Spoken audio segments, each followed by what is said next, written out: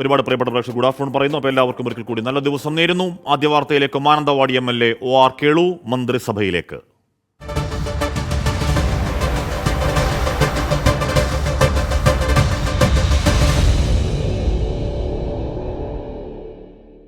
Mananthavady MLA OR Kelu മന്ത്രിയാകും. പട്ടികജാതി ക്ഷേമ വകുപ്പ് OR കേളുവിന്, MP രാജേഷിന് പാർലമെന്ററി കാര്യവും VN വാസവന് ദേവസ്വം വകുപ്പും ലഭിക്കും.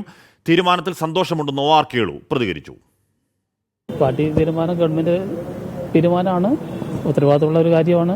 വയനാട്ടിലിപ്പോൾ ഏറ്റവും കൂടുതൽ നമ്മുടെ ആദിവാസി വിഭാഗവും അവരുടെ വിഷയങ്ങളുണ്ട്, പിന്നെ വന്യമൃഗശല്യമുണ്ട്. ഈ രണ്ട് പ്രധാനപ്പെട്ട വിഷയമാണ് വയനാട് അഭിമുഖീകരിക്കുന്ന ഒരു പൊതുവിഷയം. ഞാൻ ആദ്യമായിട്ടാണല്ലോ, അപ്പോൾ അത്തരം കാര്യങ്ങളിൽ ഒരു പരിചയ സമ്പന്നതയുടെ കുറവുണ്ട്. അതുകൊണ്ട് പാർലമെന്റ് കാര്യമന്ത്രിക്ക് പോകുമ്പോൾ പരിചയമുള്ളവർ തന്നെ വരണം, അതാണ് ശരി. പട്ടികജാതി പട്ടികവർഗ മേഖലയിൽ ഇടതുപക്ഷ ജനാധിപത്യ മുന്നണി മുന്നോട്ട് വെച്ചിട്ടുള്ള നയങ്ങൾ അതാണ് പിന്തുടരുക. ഷഫീദ് റാവുത്തർ ചേരുന്നു. ഷഫീദ്, കെ രാധാകൃഷ്ണൻ ജയിച്ച് ലോക്സഭയിലേക്ക് പോകുമ്പോൾ സ്വാഭാവികമായും ഒരു മന്ത്രി ഉണ്ടാകണം. അപ്പോൾ ആ വകുപ്പുകൾ 3 മന്ത്രിമാർക്കായി വിഭജിച്ച് നൽകുന്നു. എങ്ങനെയാണ് ഉണ്ടാകുന്ന ചെറിയ അഴിച്ചുപണി, ചെറിയ പുനഃസംഘടന? ഷഫീദ്. ഹഷ്മി സൂചിപ്പിച്ചതുപോലെ തന്നെ CPM-നെ സംബന്ധിച്ച് ക്യാബിനറ്റിൽ ഒരു ചെറിയ അഴിച്ചുപണിയിലേക്ക് കാര്യങ്ങൾ പോകുന്നു. ലോക്സഭാ തെരഞ്ഞെടുപ്പ് ഫലം പുറത്തു വന്നതിന് പിന്നാലെ ഒരു കാര്യമായ അഴിച്ചുപണി എന്നുള്ള സൂചനകളൊക്കെ അല്ലെങ്കിൽ വിവരങ്ങളൊക്കെ പുറത്തു വന്നിരുന്നെങ്കിലും അതിന്റെ ആവശ്യമില്ല. പ്രത്യേകിച്ച് CPM സംസ്ഥാന സെക്രട്ടേറിയറ്റിലും സംസ്ഥാന കമ്മിറ്റിയിലും വലിയ തരത്തിൽ ചില അഭിപ്രായ പ്രകടനങ്ങൾ അടക്കമുള്ള കാര്യങ്ങൾ പതിവിൽ നിന്ന് വ്യത്യസ്തമായി ഇത്തവണ ഉണ്ടായിരുന്നു.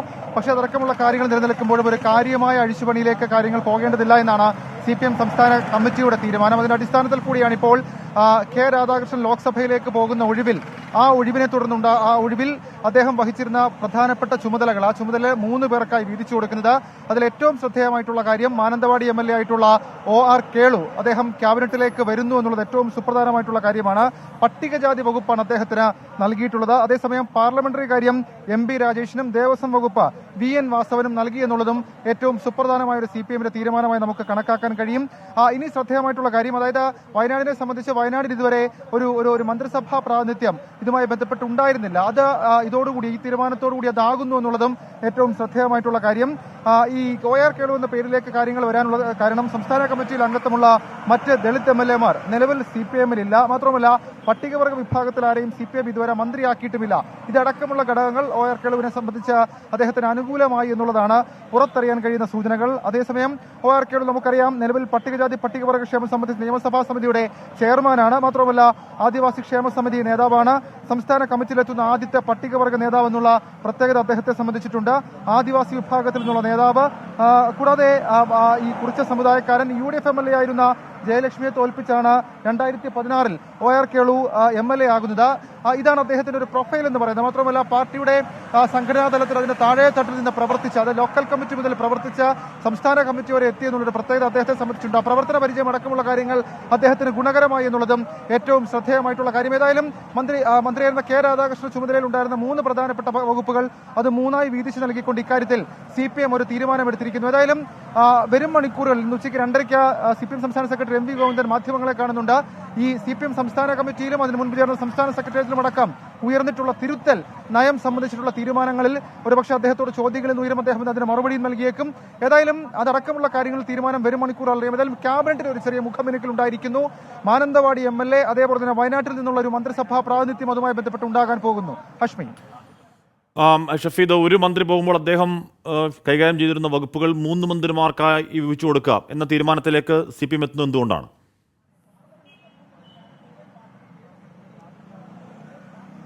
ഇക്കാര്യത്തിൽ ഈ OR കേളു തന്നെ അദ്ദേഹത്തിന്റെ ഇപ്പോൾ ഈ തീരുമാനം പുറത്തു വന്നതിന് ശേഷം അദ്ദേഹത്തിന്റെ പ്രതികരണം വന്നിരുന്നു. അദ്ദേഹം പറഞ്ഞത് പരിചയക്കുറവടക്കമുള്ള കാര്യങ്ങൾ സ്വാഭാവികമായിട്ടുണ്ട്. അതുകൊണ്ട് തന്നെയാണ് പ്രധാനമാണ് 3 വകുപ്പുകളും. അതിൽ ഈ പാർലമെന്ററി കാര്യവും അതേപോലെ തന്നെ ദേവസ്വവും മറ്റുള്ളവർക്ക് നൽകിക്കൊണ്ട് തനിക്ക് ഈ പ്രവൃത്തി പരിചയത്തിന്റെ പേരിലാണ് അങ്ങനെ ഒരു വകുപ്പ്. അതിൽ ഒരുപാട് കാര്യങ്ങൾ, നിരവധി കാര്യങ്ങൾ ചെയ്തു തീർക്കാനുണ്ട്. ആ ഒരു തീരുമാനത്തിലേക്ക് എത്തിയത് എന്നുള്ളതാണ് അദ്ദേഹത്തിന്റെ അഭിപ്രായം. ഏതായാലും അത് തന്നെയാണ് പാർട്ടിയും പരിഗണിച്ചത് എന്നുള്ളതാണ് നമുക്ക് മനസ്സിലാക്കാൻ കഴിയുന്നത്. കാരണം അതുമായി ബന്ധപ്പെട്ട പാർട്ടിയെ സംബന്ധിച്ച് കൂടുതൽ ചർച്ചകൾക്ക് വകയുണ്ടായിരുന്നില്ല. കാരണം OR കേളു എന്നുള്ള പേര് ആദ്യം മുതൽ തന്നെ പരിഗണിച്ചതാണ്. മാത്രമല്ല മറ്റു പേരുകളിലേക്ക് ഇക്കാര്യം പോകേണ്ട, തൽക്കാലം പോകേണ്ടെന്ന തീരുമാനം അത് സംസ്ഥാന സെക്രട്ടേറിയറ്റിലേക്കടക്കം അത് ചർച്ചയായപ്പോൾ അഭിപ്രായങ്ങൾ വന്നതുമാണ്. ആ സാഹചര്യത്തിൽ കൂടിയാണ് ഇങ്ങനെയൊരു തീരുമാനത്തിലേക്ക് എത്തിയത്. ഇനി ഇക്കാര്യത്തിൽ രണ്ട് സുപ്രധാനമായിട്ടുള്ള കാര്യങ്ങളിൽ CPM സംസ്ഥാന കമ്മിറ്റിയുടെ അടക്കം അല്ലെങ്കിൽ CPM സംസ്ഥാന നേതൃത്വത്തിന്റെ അവരുടെ തീരുമാനം അതിന് പുറത്തു വരാനുണ്ട്. അതിൽ ഏറ്റവും പ്രധാനപ്പെട്ട ഒരു കാര്യം ചേലക്കര ഉപതെരഞ്ഞെടുപ്പിൽ ആര്, മാത്രമല്ല മറ്റു ഉപതെരഞ്ഞെടുപ്പുകളുടെ കാര്യത്തിൽ എന്താണ് തദ്ദേശ തെരഞ്ഞെടുപ്പ് മുന്നിൽ കണ്ടുകൊണ്ട് CPM വരുത്താനിരിക്കുന്ന മാറ്റങ്ങൾ അല്ലെങ്കിൽ തിരുത്തൽ നടപടികൾ എന്നുള്ളതും ശ്രദ്ധേയമായിട്ടുള്ള കാര്യം. അതടക്കമുള്ള കാര്യങ്ങളിൽ വരും മണിക്കൂറുകളിൽ വാർത്തകൾ പുറത്തു വരും. ഹാഷ്മി. ഓക്കെ, ആദിവാസി വിഷയവും വന്യമൃഗ ആക്രമണങ്ങളും അടക്കം വയനാട്ടിൽ രണ്ട് പ്രധാനപ്പെട്ട വിഷയങ്ങളുണ്ടെന്ന രീതിയിൽ ആ മേഖലയെ പ്രതിനിധീകരിക്കുന്ന ആളെന്നതിൽ നല്ല തിട്ടമുണ്ട് മന്ത്രി OR കേളു, നിയുക്ത മന്ത്രി OR കേളുവിന്. അപ്പോൾ ഉറപ്പായും അദ്ദേഹത്തിൻ്റെ പ്രവർത്തന ബന്ധാവിൽ എല്ലാവിധ വിജയാശംസകൾ നേരുകയുമാണ്. വാർഡ് അംഗത്തിൽ നിന്ന് മന്ത്രിപദത്തിലേക്ക് വരെ എത്തിയ ജീവിതരേഖയുള്ള രാഷ്ട്രീയ നേതാവാണ് OR കേളു. വയനാടിൻ്റെ ചരിത്രത്തിൽ ആദ്യമായാണ് CPM നേതാവ് മന്ത്രിയാകുന്നത്. PK ജയലക്ഷ്മിക്ക് ശേഷം മന്ത്രിയെ ലഭിച്ചതിൻ്റെ ആഹ്ലാദവുമുണ്ട് വയനാട്ടുകാർക്ക്. വയനാടിൻ്റെ അടിസ്ഥാന പ്രശ്നങ്ങൾ പരിഹരിക്കുക എന്നതാണ് ഇനി മന്ത്രിക്ക് മുന്നിലുള്ള പ്രധാന വെല്ലുവിളി.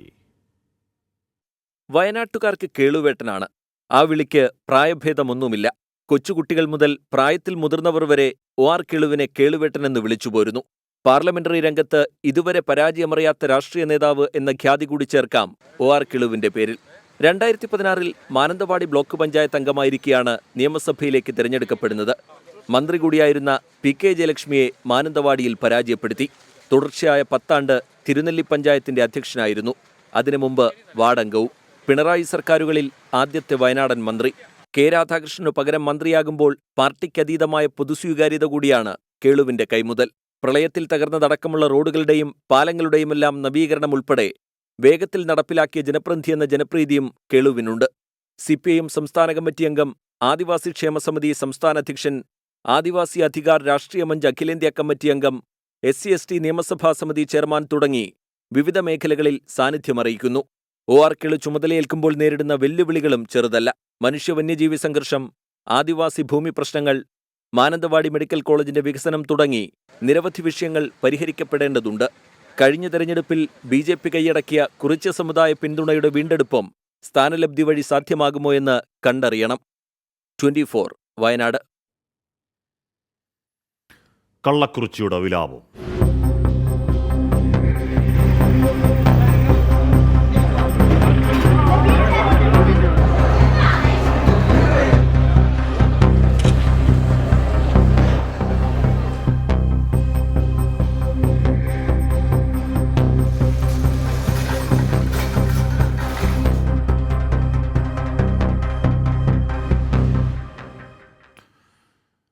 തമിഴ്നാട്ടിലെ കള്ളക്കുറിച്ചിയിൽ വ്യാജമദ്യ ദുരന്തത്തിൽ മരിച്ചവരുടെ എണ്ണം 36ആയി. 100ഓളം പേർ ആശുപത്രിയിൽ ചികിത്സയിലാണ്. സംഭവത്തിൽ സർക്കാർ ജുഡീഷ്യൽ അന്വേഷണം പ്രഖ്യാപിച്ചു.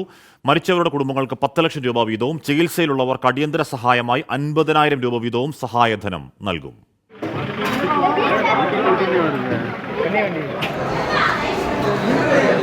തമിഴ്നാടിനെ ആകെ നടുക്കിയ വ്യാജമദ്യ ദുരന്തമാണ് കള്ളക്കുറിച്ചിയിൽ ഉണ്ടായത്. പ്രാദേശിക തലത്തിൽ നിയമവിരുദ്ധമായി വിൽപ്പന നടത്തിയ പാക്കറ്റ് ചാരായം കുടിച്ച തൊഴിലാളികളാണ് മരിച്ചവരിൽ കൂടുതൽ പേരും. 100ലധികം പേർ വിഷമദ്യം ഉപയോഗിച്ചതായാണ് വിവരം. പുതുച്ചേരി, സേലം, വിഴുപുരം എന്നിവിടങ്ങളിലായി 100ഓളം പേർ നിലവിൽ ചികിത്സയിലാണ്. ഇതിൽ 22 പേരുടെ നില ഗുരുതരമായി തുടരുന്നു. പിടിച്ചെടുത്ത മദ്യത്തിന്റെ സാമ്പിളുകളിൽ മെഥനോളിന്റെ അംശം കണ്ടെത്തിയിട്ടുണ്ട്. വ്യാജമദ്യം വിൽപ്പന നടത്തിയ ഗോവിന്ദരാജ് ഉൾപ്പെടെ 3 പേരെ പോലീസ് അറസ്റ്റ് ചെയ്തു. വ്യാജമദ്യ ഒഴുക്ക് തടയാൻ സർക്കാർ പരാജയപ്പെട്ടതാണ് ദുരന്തത്തിന് കാരണമെന്നാണ് ഉയരുന്ന ആക്ഷേപം. സംസ്ഥാന സർക്കാരിനെതിരെ പരസ്യ വിമർശനവുമായി ഗവർണർ രംഗത്തു വന്നു. CBI അന്വേഷണം വേണമെന്ന ആവശ്യവുമായി BJP കേന്ദ്ര ആഭ്യന്തര മന്ത്രാലയത്തിന് കത്തയച്ചു. ഇതിനിടെയാണ് ഉന്നതതല യോഗം ചേർന്ന് സർക്കാർ ജുഡീഷ്യൽ അന്വേഷണത്തിന് ഉത്തരവിട്ടത്. 3 മാസത്തിനകം അന്വേഷണം പൂർത്തിയാക്കി റിപ്പോർട്ട് സമർപ്പിക്കണമെന്നാണ് നിർദ്ദേശം. 24 ചെന്നൈ. നീറ്റ് പരീക്ഷയെക്കുറിച്ചുള്ള ഗുരുതരമായ ചില ചോദ്യങ്ങൾ ഉയരുന്ന മണിക്കൂറുകൾ കൂടിയാണ്. നീറ്റ് പരീക്ഷയുടെ ചോദ്യപേപ്പർ ചോർന്നു കിട്ടി എന്നാണ് വിദ്യാർത്ഥിയുടെ വെളിപ്പെടുത്തൽ. ബീഹാറിൽ ചോദ്യപേപ്പർ ചോർച്ച കേസ് അറസ്റ്റിലായ വിദ്യാർത്ഥിയുടേതാണ് മൊഴി. നീറ്റ് ക്രമക്കേടിൽ പുനഃപരീക്ഷ ആവശ്യപ്പെട്ടുള്ള ഹർജികളിൽ കേന്ദ്രത്തിന് സുപ്രീംകോടതി നോട്ടീസ് അയച്ചു. പരീക്ഷയ്ക്കെതിരായ ഹൈക്കോടതി ഹർജികളിൽ നടപടികൾ സുപ്രീംകോടതി സ്റ്റേ ചെയ്തു. പരീക്ഷാ ക്രമക്കേടിൽ വിദ്യാർത്ഥി സംഘടനകൾ പ്രതിഷേധം ശക്തമാക്കുകയാണ്. ബീഹാറിൽ നീറ്റ് ചോദ്യപേപ്പർ ചോർച്ച കേസിൽ അന്വേഷണം പുരോഗമിക്കുന്ന ഘട്ടത്തിലാണ് വിദ്യാർത്ഥിയുടെ നിർണായക മൊഴി. തനിക്ക് ബന്ധു ചോർത്തി നൽകിയ ചോദ്യപേപ്പർ നീറ്റ് പരീക്ഷയുടെ ചോദ്യപേപ്പറുമായി പൊരുത്തപ്പെടുന്നുവെന്ന് അറസ്റ്റിലായ വിദ്യാർത്ഥി അനുരാഗ് യാദവ് സമസ്തിപൂർ പോലീസിന് മുൻപാകെ മൊഴി നൽകി. ഇതിനു പിന്നാലെ ഈ വിദ്യാർത്ഥിയുടെ ബന്ധുക്കൾ വഴി ഇതിനു പിന്നിൽ പ്രവർത്തിച്ചവർക്ക് നേരെയുള്ള അന്വേഷണം പുരോഗമിക്കുകയാണ്. പരീക്ഷയുടെ ചോദ്യപേപ്പർ ചോർത്തി നൽകാൻ വൻ മാഫിയ പ്രവർത്തിച്ചിരുന്നതായാണ് വിദ്യാർത്ഥികൾ ആരോപിക്കുന്നത്. നീറ്റ് പരീക്ഷയുമായി ബന്ധപ്പെട്ട കേസുകൾ ഹൈക്കോടതികളിൽ തീർപ്പാക്കാതെ സുപ്രീംകോടതിയിലേക്ക് മാറ്റണമെന്ന് NTA-യുടെ ആവശ്യത്തിൽ സുപ്രീംകോടതി ഇടപെട്ടു. ഹൈക്കോടതികൾക്ക് മുൻപാകെയുള്ള കേസ് നടപടികൾ സ്റ്റേ ചെയ്തു. കൌൺസിലിംഗ് നിർത്തിവെക്കണമെന്ന ആവശ്യം കോടതി വീണ്ടും തള്ളി. വിവാദത്തെ തുടർന്ന് ആശങ്കയിലായ നീറ്റ് പരീക്ഷാർത്ഥികളുമായി കോൺഗ്രസ് നേതാവ് രാഹുൽ ഗാന്ധി വൈകിട്ട് 4 മണിക്ക് കൂടിക്കാഴ്ച നടത്തും. പരീക്ഷാർത്ഥികളുടെ ആശങ്കകൾ നേരിട്ടറിഞ്ഞ വരുന്ന പാർലമെന്റ് സമ്മേളനത്തിൽ വിഷയം ഗൌരവമായി ഉന്നയിക്കാനാണ് കോൺഗ്രസിന്റെ നീക്കം. നീറ്റ് പരീക്ഷാ ക്രമക്കേടിൽ കേന്ദ്ര വിദ്യാഭ്യാസ മന്ത്രി രാജിവെക്കണമെന്നാവശ്യപ്പെട്ട് NSUI ധർമ്മേന്ദ്ര പ്രധാന്റെ വസതിക്ക് മുന്നിൽ പ്രതിഷേധിച്ചു. നോട്ടുകെട്ടുകളുടെ പകർപ്പുകൾ വലിച്ചെറിഞ്ഞുകൊണ്ടായിരുന്നു പ്രതിഷേധം.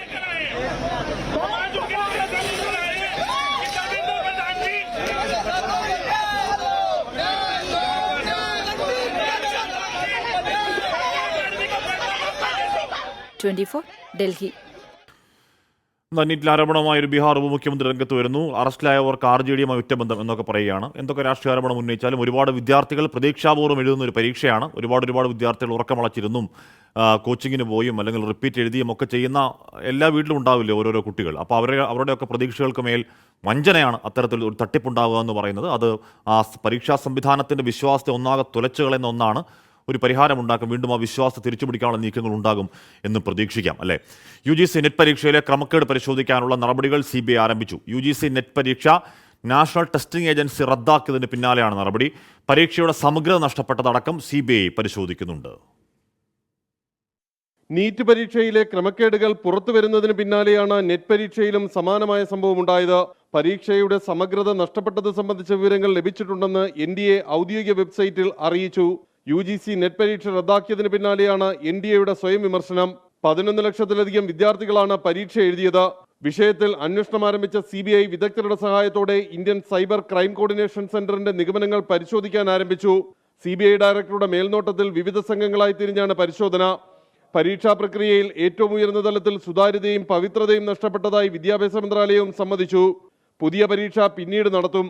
രാജ്യത്തെ സർവകലാശാലകളിലെയും കോളേജുകളിലെയും assistant professor, junior research fellowship തസ്തികയിലേക്കുള്ള യോഗ്യത നിർണ്ണയിക്കുന്നതിനാണ് UGC നെറ്റ് പരീക്ഷ നടത്തുന്നത്. ഉന്നത വിദ്യാഭ്യാസ മേഖലയിലെ വീഴ്ചകൾ മറച്ചുവെക്കാനാണ് സർക്കാർ ശ്രമിക്കുന്നതെന്ന് കോൺഗ്രസ് അധ്യക്ഷൻ മല്ലികാർജ്ജുൻ ഖാർഗെ വിഷയത്തിൽ കുറ്റപ്പെടുത്തി. നെറ്റിന് സമാനമായി നീറ്റ് പരീക്ഷയും റദ്ദാക്കണമെന്നും അദ്ദേഹം ആവശ്യപ്പെട്ടു. R. രാധാകൃഷ്ണൻ, 24, ഡൽഹി. നീറ്റ് പോലെ തന്നെയാണ് നെറ്റ്. ഒരുപാട് വിദ്യാർത്ഥികൾ, ഒരുപാട് ഉദ്യോഗാർത്ഥികൾ അല്ലെങ്കിൽ അധ്യാപക ജോലിക്കായുള്ള പ്രതീക്ഷാപൂർവ്വമുള്ള പഠനങ്ങൾക്ക് ശേഷം എഴുതുന്ന പരീക്ഷയാണ്. അതിൻ്റെ വിശ്വാസത്തെ ചോർന്നുകൂടാ. ഈ പറയുന്നത് പോലെ ഇല്ലാതാവുന്ന വിശ്വാസത്തെ തിരിച്ചു പിടിക്കാനുള്ള നീക്കങ്ങൾ ഗൗരവതരമായി രാഷ്ട്രീയ ഏറ്റുമുട്ടലുകൾക്കപ്പുറം ഉണ്ടാകും എന്ന് തന്നെ പ്രതീക്ഷിക്കാം. എന്തിനും വൈകിട്ട് രാഹുൽ ഗാന്ധി മാധ്യമങ്ങളോട് സംസാരിക്കുന്നുണ്ട്. ബോംബ് നിർമ്മാണ വിവാദത്തിൽ CPM-നെതിരെ വെളിപ്പെടുത്തൽ നടത്തിയതിന് ഭീഷണി നേരിടുന്നുവെന്ന് കണ്ണൂർ എരഞ്ഞോളിയിലെ സീന സത്യം മാത്രമാണ് തുറന്നു പറഞ്ഞത്. ഭയന്ന് പിന്മാറില്ലെന്നും സീന പ്രതികരിക്കുന്നു. സ്ഫോടനത്തിൽ കൊല്ലപ്പെട്ട വേലായുധന്റെ അയൽവാസിയാണ് സീന. രാഷ്ട്രീയ ദുരുദ്ദേശത്തോടെയുള്ള ആരോപണമെന്നായിരുന്നു CPM വാദം. ഈ വീടിന്റെ പറമ്പത്ത് നിന്ന് 3 ബോംബ് ഇവരെടുത്തുകൊണ്ട് പോയിട്ടുണ്ട്. പോലീസിനൊന്നും ഇവർ പറയാൻ ഞങ്ങൾ ഏൽപ്പിച്ചിട്ടുണ്ട്. ഇവിടെയുള്ള ആൾക്കാർ പാർട്ടിക്കാരെടുത്തോണ്ട് പോയിട്ടുണ്ട്. അത് 10-15 വർഷം മുമ്പേ ഞങ്ങളുടെ ഈ വീട് വാടക കൊടുത്തു പോയിട്ടുണ്ട്. അപ്പോഴേ ഇതുണ്ട്. ഇപ്പൊ ഒരാൾ മരിച്ചുകൊണ്ട് ഇത് വെളിയിൽ വന്നു. ഇല്ല, ഇത് പിന്നെ ഇങ്ങനെ തന്നെ നിൽക്കും. സീനയുടെ ഈ വെളിപ്പെടുത്തൽ CPIM-നെ തെല്ലൊന്നുമല്ല പ്രതിരോധത്തിലാക്കിയത്. അപവാദ പ്രചരണമെന്ന് CPIM ജില്ലാ നേതൃത്വം തന്നെ പ്രസ്താവനയിറക്കി. പ്രാദേശിക CPIM നേതൃത്വവും മറുപടിയുമായി രംഗത്തു വന്നു. പിന്നാലെ ഭീഷണി നേരിടുന്നുവെന്ന പരാതിയുമായി യുവതി. എപ്പോൾ വേണമെങ്കിലും ആക്രമിക്കപ്പെട്ടേക്കാമെന്ന് സീന. ജോലി കളയാൻ വരെ ശ്രമമുണ്ട്. അമ്മേന്റെ അടുത്ത് പറഞ്ഞു, നിങ്ങള് മോളോടൊന്ന് പറയണമെന്ന് പറഞ്ഞിട്ടുണ്ടായിരുന്നു. അപ്പൊ അമ്മ പറഞ്ഞു, അവള് ഞാൻ പറഞ്ഞ അനുസരിക്കില്ല എന്ന് പറഞ്ഞിട്ടുണ്ടായിരുന്നു. 39 വയസ്സുവരെ ജീവിച്ചില്ലേ, ഇനിയിപ്പോ സത്യം പറഞ്ഞിട്ട് മരിക്കാനാണെങ്കിൽ അത് സന്തോഷത്തോടുകൂടി സ്വീകരിക്കാണ്. പക്ഷെ ഞാനാണ് പറഞ്ഞത്, അതിനുവേണ്ടി എന്റെ വീട്ടുകാർ ആക്രമിക്കപ്പെട്ടതെന്ന് മാത്രമേ ഉള്ളൂ. കാരണം ഇവര് സ്കെച്ചിട്ട് കഴിഞ്ഞാൽ പിന്നെ അയാള് എപ്പോ ഇന്നല്ലേ നാളെ അല്ലെങ്കിൽ എങ്ങനെയാണ് അവർക്ക് മരണം ഉറപ്പാണല്ലോ. ഞാൻ ഇത്രയും വർഷം അവിടെ ജീവിച്ചൊരു വ്യക്തിയായത് കാരണം എനിക്കറിയാലോ എന്താ സംഭവിക്കാം. അതേസമയം സ്ഫോടന കേസ് അന്വേഷണ ചുമതല തലശ്ശേരി ACP-യുടെ നേതൃത്വത്തിലുള്ള പ്രത്യേക സംഘത്തെ ഏൽപ്പിച്ചു. ജില്ലയിലെ ആളൊഴിഞ്ഞ വീടുകളും പറമ്പുകളും കേന്ദ്രീകരിച്ചുള്ള ബോംബ് സ്ക്വാഡിന്റെയും പോലീസിന്റെയും പരിശോധന തുടരും. 24 കണ്ണൂർ. മുഖ്യമന്ത്രിക്കെതിരെ KPC അധ്യക്ഷൻ K. സുധാകരന്റെ അവൻ പരാമർശം തള്ളി പ്രതിപക്ഷ നേതാവ് VD സതീശൻ. വാക്കുകൾ സൂക്ഷിച്ചും കണ്ടും പറയുന്നതാണ് എല്ലാവർക്കും നല്ലത് എന്ന് പറഞ്ഞ പ്രതിപക്ഷ നേതാവ് മുഖ്യമന്ത്രിക്കെതിരെയും രൂക്ഷ വിമർശനം ഉന്നയിച്ചു. ആണത്തുണ്ടോ പിണറായി വിജയന് പറയാൻ? അവൻ വെട്ടിക്കൊന്ന ആളെത്രയാ? അവൻ വെടിവെച്ച് കൊന്ന ആളെത്രയാ? അവൻ ബോംബെറിഞ്ഞ് കൊന്ന ആളെത്രയാ? പറയണോ ആളുകളെ പേര് ഇനിയും? മത്സരിക്കുന്ന കാലം മുതൽ, സ്കൂളിൽ പഠിക്കുന്ന കാലം മുതൽ വെട്ടാനും കുത്താനും തുടങ്ങിയതല്ലേ പിണറായി വിജയൻ? KPCC പ്രസിഡന്റിന്റെ കാര്യം ഇവിടെ പറഞ്ഞു. നിങ്ങളുടെ ഒരു ഇടതുപക്ഷ സഹയാത്രികനായിരുന്ന അഭിവന്ദ്യനായ ഒരു ബിഷപ്പിനെ അല്ലേ നിങ്ങളുടെ മുഖ്യമന്ത്രി വിവരദോഷി എന്ന് വിളിച്ചത്? ഞാൻ ഇനി പറയാൻ പോണ വാക്കുകളൊക്കെ ഞാൻ പറയുന്നില്ല. എന്താണെന്നറിയോ? അത് അൺപാർലമെന്ററിയാണ്. അതുകൊണ്ട് മുഖ്യമന്ത്രിയെ പോലും ഞാൻ കോട്ട് ചെയ്യുന്നില്ല. വാക്കുകൾ നമ്മൾ ബഹുമാനത്തോടുകൂടിയും സൂക്ഷിച്ചുമൊക്കെ പറയുന്നതാണ് എല്ലാവർക്കും നല്ലത് എന്ന് തന്നെയാണ് ഞങ്ങളുടെ അഭിപ്രായം. ഷഫീർ മണ്ണാക്കര പറയാണ്, ചായക്കടയിൽ ഉണ്ടംപൂരി ഉണ്ടാക്കുന്നത് പോലെയാണ് കണ്ണൂരിൽ ബോംബ് നിർമ്മാണം എന്ന് പറയുന്നത്. എന്ന് പറഞ്ഞാൽ കണ്ണൂരിനെ മൊത്തത്തിൽ അങ്ങനെ പറയണ്ട. കണ്ണൂരിലെ 99.99% ആളുകളും യഥാർത്ഥ ഉണ്ടംപൂരി തന്നെയാണ് ഉണ്ടാക്കുന്നത്. അതല്ലാതെ 0.1% ഒക്കെ ഉണ്ടാകുന്നത് ഉണ്ടംപൂരി അല്ലാതെ ഈ ബോംബ് ഉണ്ടാക്കുന്നത്. അവരെ തെരഞ്ഞുപിടിച്ച് അഴിക്കകത്താക്കാനുള്ള നടപടികൾ ഉണ്ടാകും എന്ന് തന്നെ പ്രതീക്ഷിക്കാം. വടകരയിലെ കാഫർ സ്ക്രീൻഷോട്ട് അതിൽ മുൻ MLA KK ലതികയ്ക്കെതിരെ അന്വേഷണം. യൂത്ത് കോൺഗ്രസ് DGPക്ക് നൽകിയ പരാതി പ്രത്യേക അന്വേഷണ സംഘത്തിന് കൈമാറി. അടിയന്തരമായ അന്വേഷണം പൂർത്തിയാക്കാനാണ് നിർദ്ദേശം. ലോക്സഭാ തെരഞ്ഞെടുപ്പിന്റെ തലേന്നായിരുന്നു കാഫിർ സ്ക്രീൻഷോട്ട് സമൂഹമാധ്യമങ്ങളിൽ പ്രചരിച്ചത്. ഇത് CPIM നേതാവും മുൻ MLAയുമായ KK ലതിക ഫേസ്ബുക്കിൽ പോസ്റ്റ് ചെയ്തു. സ്ക്രീൻഷോട്ട് വിവാദം വടകരയിലെ UDF സ്ഥാനാർത്ഥി ഷാഫി പറമ്പലിന്റെ അവമതിപ്പുണ്ടാക്കിയെന്നും സമൂഹത്തിൽ തെറ്റിദ്ധാരണ ഉണ്ടാക്കിയെന്നുമാണ് യൂത്ത് കോൺഗ്രസിന്റെ പരാതി.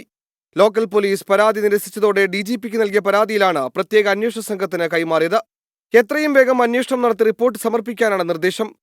സംഭവത്തിൽ CPIM പരാതിയിൽ യൂത്ത് ലീഗ് നേതാവിനെ പ്രതി ചേർത്ത് കേസെടുത്തെങ്കിലും പങ്ക് വ്യക്തമാക്കുന്ന തെളിവുകൾ കണ്ടെത്താൻ പോലീസിനായില്ല.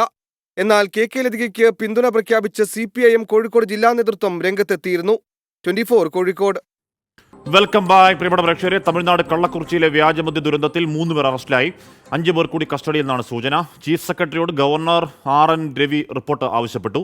അന്വേഷണം CBI കൈമാറണമെന്ന് ആവശ്യപ്പെട്ട് തമിഴ്നാട് BJP കേന്ദ്ര ആഭ്യന്തര മന്ത്രാലയത്തിന് കത്ത് നൽകും. മനേഷ് മൂർത്തി കള്ളക്കുറിച്ചിയിൽ ചേരുന്നു. മനേഷ്, ഈ അറസ്റ്റിലായവർക്ക്, കസ്റ്റഡിയിലുള്ളവർക്ക് മദ്യദുരന്തവുമായുള്ള ബന്ധം എങ്ങനെയാണെന്നാണ് പറയുന്നത്? അതിൻ്റെ രാഷ്ട്രീയ പ്രതികരണങ്ങൾ എങ്ങനെയാണ് മനേഷ്? അശ്മി, നമ്മളിപ്പോൾ ഉള്ളത് കരുണാകുറിച്ചിയിലെ ഈ കരുണാപുരം എന്ന് പറയുന്ന സ്ഥലത്താണ്. അതായത് നമുക്കിവിടെ ദൃശ്യങ്ങളിൽ കാണാം, ഞാൻ ആ ദൃശ്യങ്ങൾ കാണിക്കാം. അതായത് ഓരോ വീടുകൾക്ക് മുൻപിലും ഈ രീതിയിൽ പന്തലുകൾ കെട്ടിക്കൊണ്ട്, അല്ലെങ്കിൽ ഓരോ വീടുകളിലും മൃതദേഹമുള്ള ഒരവസ്ഥയാണ് നിലവിൽ നമുക്കിവിടെ കാണാൻ സാധിക്കുന്നത്. ഏകദേശം 15-ലധികം മൃതദേഹങ്ങൾ ഈ സമാനമായ രീതിയിൽ ഓരോ വീടുകൾക്ക് മുൻപിലും ഇങ്ങനെ ഉണ്ട്. ഈ കരുണാപുരം എന്ന് പറയുന്നത് കള്ളക്കുറിച്ചി നഗരത്തോട് ചേർന്നുള്ള ഒരു പ്രദേശമാണ്. ധാരാളം സാധാരണക്കാരായിട്ടുള്ള ആളുകൾ താമസിക്കുന്ന ഒരു പ്രദേശമാണ്. ഇവിടെയാണ് ഈ രീതിയിലുള്ള ഒരു ദുരന്തം എന്തായാലും നടന്നിരിക്കുന്നത്. സത്യത്തിൽ വിറങ്ങലിച്ച് നിൽക്കുന്ന ഒരു ഗ്രാമം എന്നൊക്കെ നമുക്ക് പറയാൻ പറ്റുന്ന രീതി, ആ ഒരു രീതിയിലാണ്. അല്പസമയം മുമ്പ് പ്രതിപക്ഷ നേതാവ് എടപ്പാടി പളനിസ്വാമി ഇവിടെ എത്തിയിട്ടുണ്ട്. മുൻ മന്ത്രിയായിട്ടുള്ള വിജയഭാസ്കർ അദ്ദേഹത്തിനൊപ്പം ഉണ്ടായിരുന്നു. അങ്ങനെ പ്രമുഖരായിട്ടുള്ള ആളുകളെല്ലാം തന്നെ ഇവിടേക്ക് എത്തുന്നുണ്ട്. BJPയുടെ സംസ്ഥാന അധ്യക്ഷൻ അണ്ണാമല ഇവിടേക്ക് എത്തുന്നുണ്ട് എന്നുള്ളതാണ് നമുക്ക് ലഭിക്കുന്ന വിവരങ്ങൾ. പക്ഷേ മുഖ്യമന്ത്രി MK സ്റ്റാലിനും ഇന്ന് തന്നെ ഇവിടം സന്ദർശിക്കാനുള്ള ഒരു സാധ്യതയുമുണ്ട്. ഹാഷ്മി ചോദിച്ച ചോദ്യത്തിലേക്ക് വന്നാൽ, അതായത് ഇപ്പോൾ പിടിയിലായിട്ടുള്ള ആളുകൾ, നേരത്തെ 2 പേരാണ് പിടിയിലായിരുന്നത്. അത് ഈ പ്രദേശങ്ങളിൽ ഏകദേശം 200-ലധികം ലിറ്റർ ചാരായമാണ് അതിന്റെ തലേദിവസം, ഈ സംഭവം നടക്കുന്നതിന്റെ തലേദിവസം ഈ കോളനി, ഈ ഒരു മേഖലയിൽ മാത്രം വിറ്റഴിച്ചത് എന്നുള്ളതാണ് നമുക്ക് ലഭിക്കുന്ന വിവരങ്ങൾ. പോലീസും നൽകുന്ന വിവരങ്ങൾ ആ രീതിയിൽ തന്നെയാണ്. അപ്പോൾ അത് പൂർണ്ണമായും തന്നെ വിറ്റഴിച്ച 2 പേരെയാണ് ആദ്യഘട്ടത്തിൽ തന്നെ പോലീസ് അറസ്റ്റ് ചെയ്തത്. അതിന്റെ ബാക്കി, അതായത് അവരെ ചോദ്യം ചെയ്തതിൽ നിന്നും ഇവരെ സഹായിച്ച, അല്ലെങ്കിൽ ഈ വിൽപ്പനക്കാരിൽ ഒരാളായിട്ടുള്ള മറ്റ് ആളുകളെ കൂടിയാണ് ഇപ്പോൾ ഇന്ന് അറസ്റ്റ് ചെയ്തിട്ടുള്ളതെന്നാണ് നമുക്ക് മനസ്സിലാക്കാൻ സാധിക്കുന്നത്. പോലീസിൽ നിന്നും, ലോക്കൽ പോലീസിൽ നിന്നും അന്വേഷണം നേരത്തെ തന്നെ CBCIDക്ക് പോലീസ് സർക്കാർ കൈമാറിയിരുന്നു. പക്ഷേ അതപ്പോൾ CBIക്ക് അന്വേഷണം വിടണം എന്നുള്ളതാണ് BJPയുടെ ഒരു ആവശ്യം. ഇതുമായി ബന്ധപ്പെട്ടവർ കേന്ദ്രത്തെ സമീപിക്കുകയും ചെയ്തിട്ടുണ്ട്. ആ രീതിയിൽ ഒരു രാഷ്ട്രീയ പ്രാധാന്യം കൂടി, അല്ലെങ്കിൽ രാഷ്ട്രീയ ഈ പ്രതികാര നടപടികൾ കൂടി, അല്ലെങ്കിൽ ആ രീതിയിലുള്ള ഒരു പ്രചാരണ പരിപാടികൾ കൂടി പ്രതിപക്ഷത്തിന്റെ ഭാഗത്തു നിന്ന് ഉണ്ടാവുന്നു എന്നുള്ളതാണ് ഏറ്റവും പ്രധാനപ്പെട്ട കാര്യം. ഇന്നിപ്പോൾ എടപ്പാടി പളനിസ്വാമി എന്തായാലും ഇവിടെയുണ്ട്, പ്രതിപക്ഷ നേതാവ്. അദ്ദേഹം ഇത് കഴിഞ്ഞിട്ട് അതായത് ഇപ്പം നിലവിൽ ഓരോ വീടുകളിലും പോയി അദ്ദേഹം അവിടെ എത്തിയ ആളുകളെ ആശ്വസിപ്പിക്കുകയാണ്. നമ്മൾ നേരത്തെ അതിന്റെ ദൃശ്യങ്ങൾ നൽകുകയും ചെയ്തിരുന്നു. എന്തായാലും ഇതാണ് നിലവിലുള്ള ഒരു അവസ്ഥ എന്ന് പറയുന്നത്. ഈ കരുണാപുരം എന്ന് പറയുന്ന മേഖല ഓരോ വീടുകളിലും മൃതദേഹങ്ങളുള്ള രീതിയിൽ ആ രീതിയിലാണ് മുൻപോട്ട് പോകുന്നത്. ഇപ്പോൾ ഓരോ മണിക്കൂർ കഴിയുന്തോറും മരണസംഖ്യ കൂടുന്ന ഒരവസ്ഥ. 36 പേരുടെ മരണമാണ് ഇതുവരെ സ്ഥിരീകരിച്ചിട്ടുള്ളത്.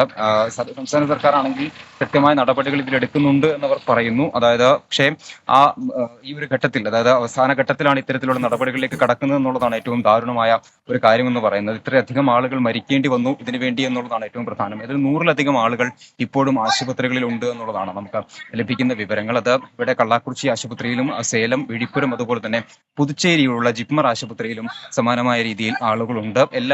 ഇതിൽ പലരുടെയും നില ഗുരുതരമായി തന്നെ തുടരുന്നു. നമ്മളിവിടെയുള്ള ആളുകളോടൊക്കെ സംസാരിക്കുമ്പോൾ അവരൊക്കെ പറയുന്നത് എന്തായാലും കൂടുതൽ മരണം സംഖ്യ കൂടാനുള്ള സാധ്യതയുണ്ട്. കാരണം പലരുടെയും ഇവർക്ക് തന്നെ അറിയുന്ന പലരുടെയും നില ഗുരുതരമായി തന്നെ തുടരുന്നു എന്നുള്ളതാണ്. എന്തായാലും ഓരോ വീടുകൾക്ക് മുമ്പിലും ഇവിടെ മൃതദേഹങ്ങളുണ്ട്. അതാണ് ഏറ്റവും ദാരുണമായ ഒരു കാഴ്ച എന്ന് പറയുന്നത്, ഈ കരുണാപുരത്തെ ദാരുണമായ കാഴ്ച എന്ന് പറയുന്നത്. എന്തായാലും നടപടിക്രമങ്ങളെല്ലാം തന്നെ പൂർത്തീകരിക്കുന്നുണ്ട്. മാത്രമല്ല കൃത്യമായ അർത്ഥത്തിൽ സർക്കാർ ഇടപെടുന്നു എന്ന് സർക്കാർ അവകാശപ്പെടുന്നു. എന്തായാലും അന്വേഷണം മുൻപോട്ട് പോകുന്നു, കൂടുതൽ അറസ്റ്റുകൾ രേഖപ്പെടുത്തുന്നു. ഈ രീതിയിലാണ് എന്തായാലും കാര്യങ്ങൾ ഇപ്പോൾ മുൻപോട്ട് പോകുന്നത്. ഹാഷ്മി. ഓക്കെ, മനേഷ് മൂർത്തിയാണ് കള്ളക്കുറിച്ചിയിൽ എത്തി അവിടെ നിന്നുള്ള വിവരങ്ങൾ നൽകിയത്. വലിയ സങ്കടകരമായ കാഴ്ചകൾ തന്നെയാണ് അവിടെ കാണാനുള്ളത്. നീറ്റ് പരീക്ഷാഫല ക്രമക്കേടിൽ ആരോപണവുമായി ബിഹാർ ഉപമുഖ്യമന്ത്രി. അറസ്റ്റിലായവർക്ക് RJDയുമായി അടുത്ത ബന്ധമെന്ന് ബിഹാർ ഉപമുഖ്യമന്ത്രി വിജയ് സിൻഹ ആരോപിക്കുന്നു. രാധാകൃഷ്ണൻ RK റെസ്പോൺസിബിൾ സ്റ്റേറ്റ്മെന്റ് എന്ന് പറയുകയാണ് അതിനോട് RJD അത് തള്ളുകയാണ്. അതിലെ രാഷ്ട്രീയ ആരോപണങ്ങൾക്കപ്പുറം ചോദ്യപേപ്പർ നീറ്റിൽ ചോർന്നു കിട്ടി എന്നൊരു വിദ്യാർത്ഥി തന്നെ മൊഴി നൽകുമ്പോൾ ഏതെങ്കിലും രാഷ്ട്രീയ ആരോപണം വെച്ച് അതിനെ പ്രതിരോധിച്ചു നിൽക്കാൻ കഴിയും എന്ന ചിന്ത ആർക്കെങ്കിലും ഉണ്ടോ? RK? തീർച്ചയായിട്ടും ഇല്ലെന്ന് തന്നെ നമുക്ക് പറയേണ്ടി വരും. കാരണം ഏറ്റവും അവസാനമായി ഉണ്ടായിരിക്കുന്ന ഒരു നടപടി ഈ ഘട്ടത്തിൽ ഏറ്റവും പ്രധാനപ്പെട്ടത് കൂടിയാണ്. NDAയുടെ DGയെ വിളിച്ചു വരുത്തിയിരിക്കുകയാണ് വിദ്യാഭ്യാസ വകുപ്പ്. അത്തരത്തിലുള്ള ഏതെങ്കിലും ബന്ധം ആരെങ്കിലും വഴി ഉണ്ടായിരുന്നു എന്നത് മാത്രം ന്യായമായിട്ട് മുന്നോട്ട് വയ്ക്കാമായിരുന്നെങ്കിൽ ആ നടപടിയിലേക്ക് വിദ്യാഭ്യാസ മന്ത്രാലയം, കേന്ദ്ര വിദ്യാഭ്യാസ മന്ത്രാലയം കടക്കുമായിരുന്നില്ല. NDAയുടെ DGയെ വിളിച്ചു വരുത്തി ശക്തമായിട്ടുള്ള നടപടികളിലേക്ക് കടക്കും എന്നതിന്റെ ആദ്യ സൂചന വിദ്യാഭ്യാസ മന്ത്രാലയം നൽകിയിരിക്കുകയാണ്. ഒരുപക്ഷെ അദ്ദേഹത്തിന്റെ സ്ഥാനമടക്കം നഷ്ടമാകുന്ന വിധത്തിലായിരിക്കും ഇനി ഉള്ള നടപടികൾ എന്നത് വേണം നമുക്ക് അനുമാനിക്കാൻ. ഏതായാലും ബീഹാർ ഉപമുഖ്യമന്ത്രി വിജയ് സിൻഹ നടത്തുന്ന ആരോപണം അനുസരിച്ച് ഈ അറസ്റ്റിലായവർക്ക് RJDയുമായിട്ട് ഉച്ചബന്ധം ഉണ്ട് എന്നുള്ളതാണ്. അതുകൊണ്ട് ഇതിന്റെ പാപഭാരത്തിൽ നിന്നും ഏതായാലും RJDക്ക് ഒഴിഞ്ഞു മാറാൻ പറ്റില്ല എന്ന സ്ഥാപിക്കുകയാണ് അദ്ദേഹം ശ്രമിക്കുന്നത്. ബീഹാറിൽ ഇതിനകം തന്നെ ഇതുമായി ബന്ധപ്പെട്ടിട്ടുള്ള അന്വേഷണം ശക്തമാകുന്ന ഒരു സാഹചര്യമുണ്ട്. CBIയും കേന്ദ്ര സർക്കാരും വിഷയത്തിൽ റിപ്പോർട്ടുകൾ അടക്കം തേടുന്ന ഒരു സാഹചര്യമുണ്ട്.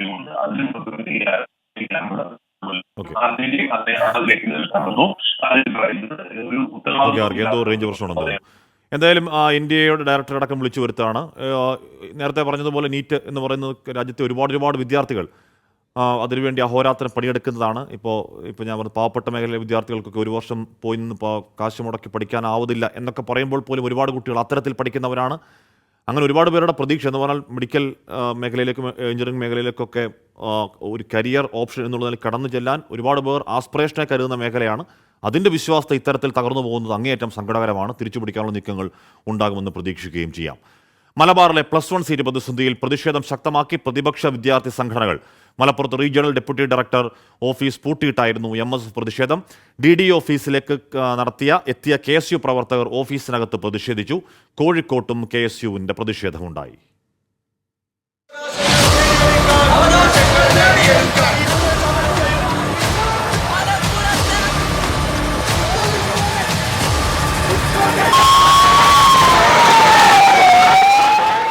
രാവിലെ 9:30ഓടെയാണ് മലപ്പുറം RDD ഓഫീസിലേക്ക് MSF പ്രവർത്തകർ പ്രതിഷേധവുമായി എത്തിയത്. RDD ഓഫീസ് പൂട്ടിയിട്ടായിരുന്നു മലപ്പുറം MSF ജില്ലാ കമ്മിറ്റിയുടെ നേതൃത്വത്തിൽ പ്രതിഷേധം. ഓഫീസ് സമയം ആരംഭിച്ചതോടെ പ്രവർത്തകർ പ്രതിഷേധം കനപ്പിച്ചു. പോലീസ് എത്തി പ്രവർത്തകരോട് പിരിഞ്ഞു പോകാൻ ആവശ്യപ്പെട്ടെങ്കിലും പോകാൻ തയ്യാറായില്ല. തുടർന്ന് ബലപ്രയോഗത്തിലൂടെ പ്രവർത്തകരെ അറസ്റ്റ് ചെയ്ത് നീക്കുകയായിരുന്നു.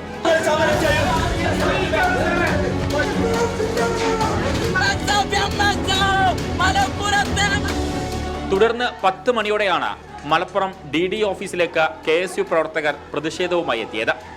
പ്രവർത്തകർ അകത്തേക്ക് പ്രവേശിക്കാതിരിക്കാൻ വലിയ പോലീസ് സന്നാഹമാണ് DD ഓഫീസിന് മുന്നിൽ പോലീസ് ഒരുക്കിയത്. ഓഫീസിലേക്ക് എത്തുന്നവരെ അടക്കം പരിശോധിച്ചാണ് പോലീസ് അകത്തേക്ക് കടത്തിവിട്ടത്. എന്നാൽ പിൻവശത്തിലൂടെ മതിൽ ചാടിക്കടന്ന് പോലീസിന്റെ കണ്ണ് വെട്ടിച്ച് പ്രവർത്തകർ അകത്ത് കയറി പ്രതിഷേധിച്ചു. പിന്നീട് ഇവരെ അറസ്റ്റ് ചെയ്ത് നീക്കി.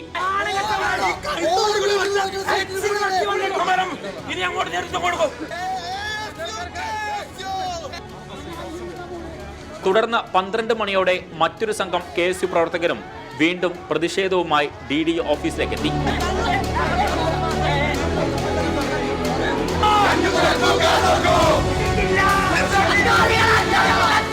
മൂന്നാം ഘട്ട അലോട്ട്മെന്റ് കഴിഞ്ഞിട്ടും മലപ്പുറം ജില്ലയിൽ മാത്രം 32,410 വിദ്യാർത്ഥികൾ തുടർ പഠനത്തിന് അവസരം ലഭിക്കാതെ പുറത്തു നിൽക്കുന്ന പശ്ചാത്തലത്തിലാണ് വിദ്യാർത്ഥി സംഘടനകൾ പ്രതിഷേധം ശക്തമാക്കുന്നത്. 24 മലപ്പുറം. അപ്പോൾ അതിലും പ്രതിഷേധങ്ങൾ തുടരുകയാണ്. മതിയായ സീറ്റുകളില്ല എന്നുള്ളതാണ് വിദ്യാർത്ഥി സംഘടനകളുടെ ആരോപണം മാത്രമല്ല, ഒരു പരിധിവരെ ശരിയുമാണത്. രാജേന്ദ്രൻ വാസ്തവം പറയുന്നു, ഗുഡ് ആഫ്റ്റർനൂൺ ആഷ്മി, ഞാനും എൻ്റെ സുഹൃത്തും 24 സംസ്ഥാന സമ്മേളനം ജില്ലാ സമ്മേളനത്തിന് തിരൂർ വരുന്നുണ്ട്. റിസർവേഷൻ ചെയ്തിട്ടുണ്ട് ആഷ്മിയാണല്ലോ, പിന്നെ കാണില്ലേ, ഉറപ്പായിട്ടും ഉണ്ടാവും. അപ്പോൾ 23-ാം തീയതി ഞായറാഴ്ച തിരൂരുണ്ട്. പ്രിയപ്പെട്ടവരൊക്കെ വരിക, നമുക്ക് എന്തായാലും ഉണ്ട്. നമ്മളെന്തായാലും ഏറ്റവും ഫ്രൂട്ട്ഫുള്ളായ കുറച്ച് അധികം സമയങ്ങൾ നമ്മളവിടെ ചിലവഴിക്കും. തിരുവനന്തപുരം മുതലപ്പുഴയിൽ വീണ്ടും അപകടം. മത്സ്യബന്ധന വള്ളം മറിഞ്ഞ് മത്സ്യത്തൊഴിലാളി മരിച്ചു. അഞ്ചുതെങ്ങ് സ്വദേശി വിക്ടറിനാണ് ദാരുണാന്ത്യമുണ്ടായത്. മണിക്കൂറുകൾക്ക് ശേഷം അഴിമുഖത്തുണ്ടായ അപകടത്തിൽ മത്സ്യത്തൊഴിലാളിക്ക് പരിക്കേറ്റു. മുതലപ്പുഴയിലെ അപകട പരമ്പരയിൽ പ്രതിഷേധിച്ച് കേരള ലാറ്റിൻ കാത്തലിക് അസോസിയേഷൻ നിയമസഭയിലേക്കും മാർച്ച് നടത്തി. മണിക്കൂറുകളുടെ ഇടവേളയിൽ മുതലപ്പുഴ അഴിമുഖത്ത് ഇന്നു മാത്രമുണ്ടായത് 2 അപകടങ്ങൾ. പുലർച്ചെ 1:30-ക്കായിരുന്നു ആദ്യത്തെ അപകടം.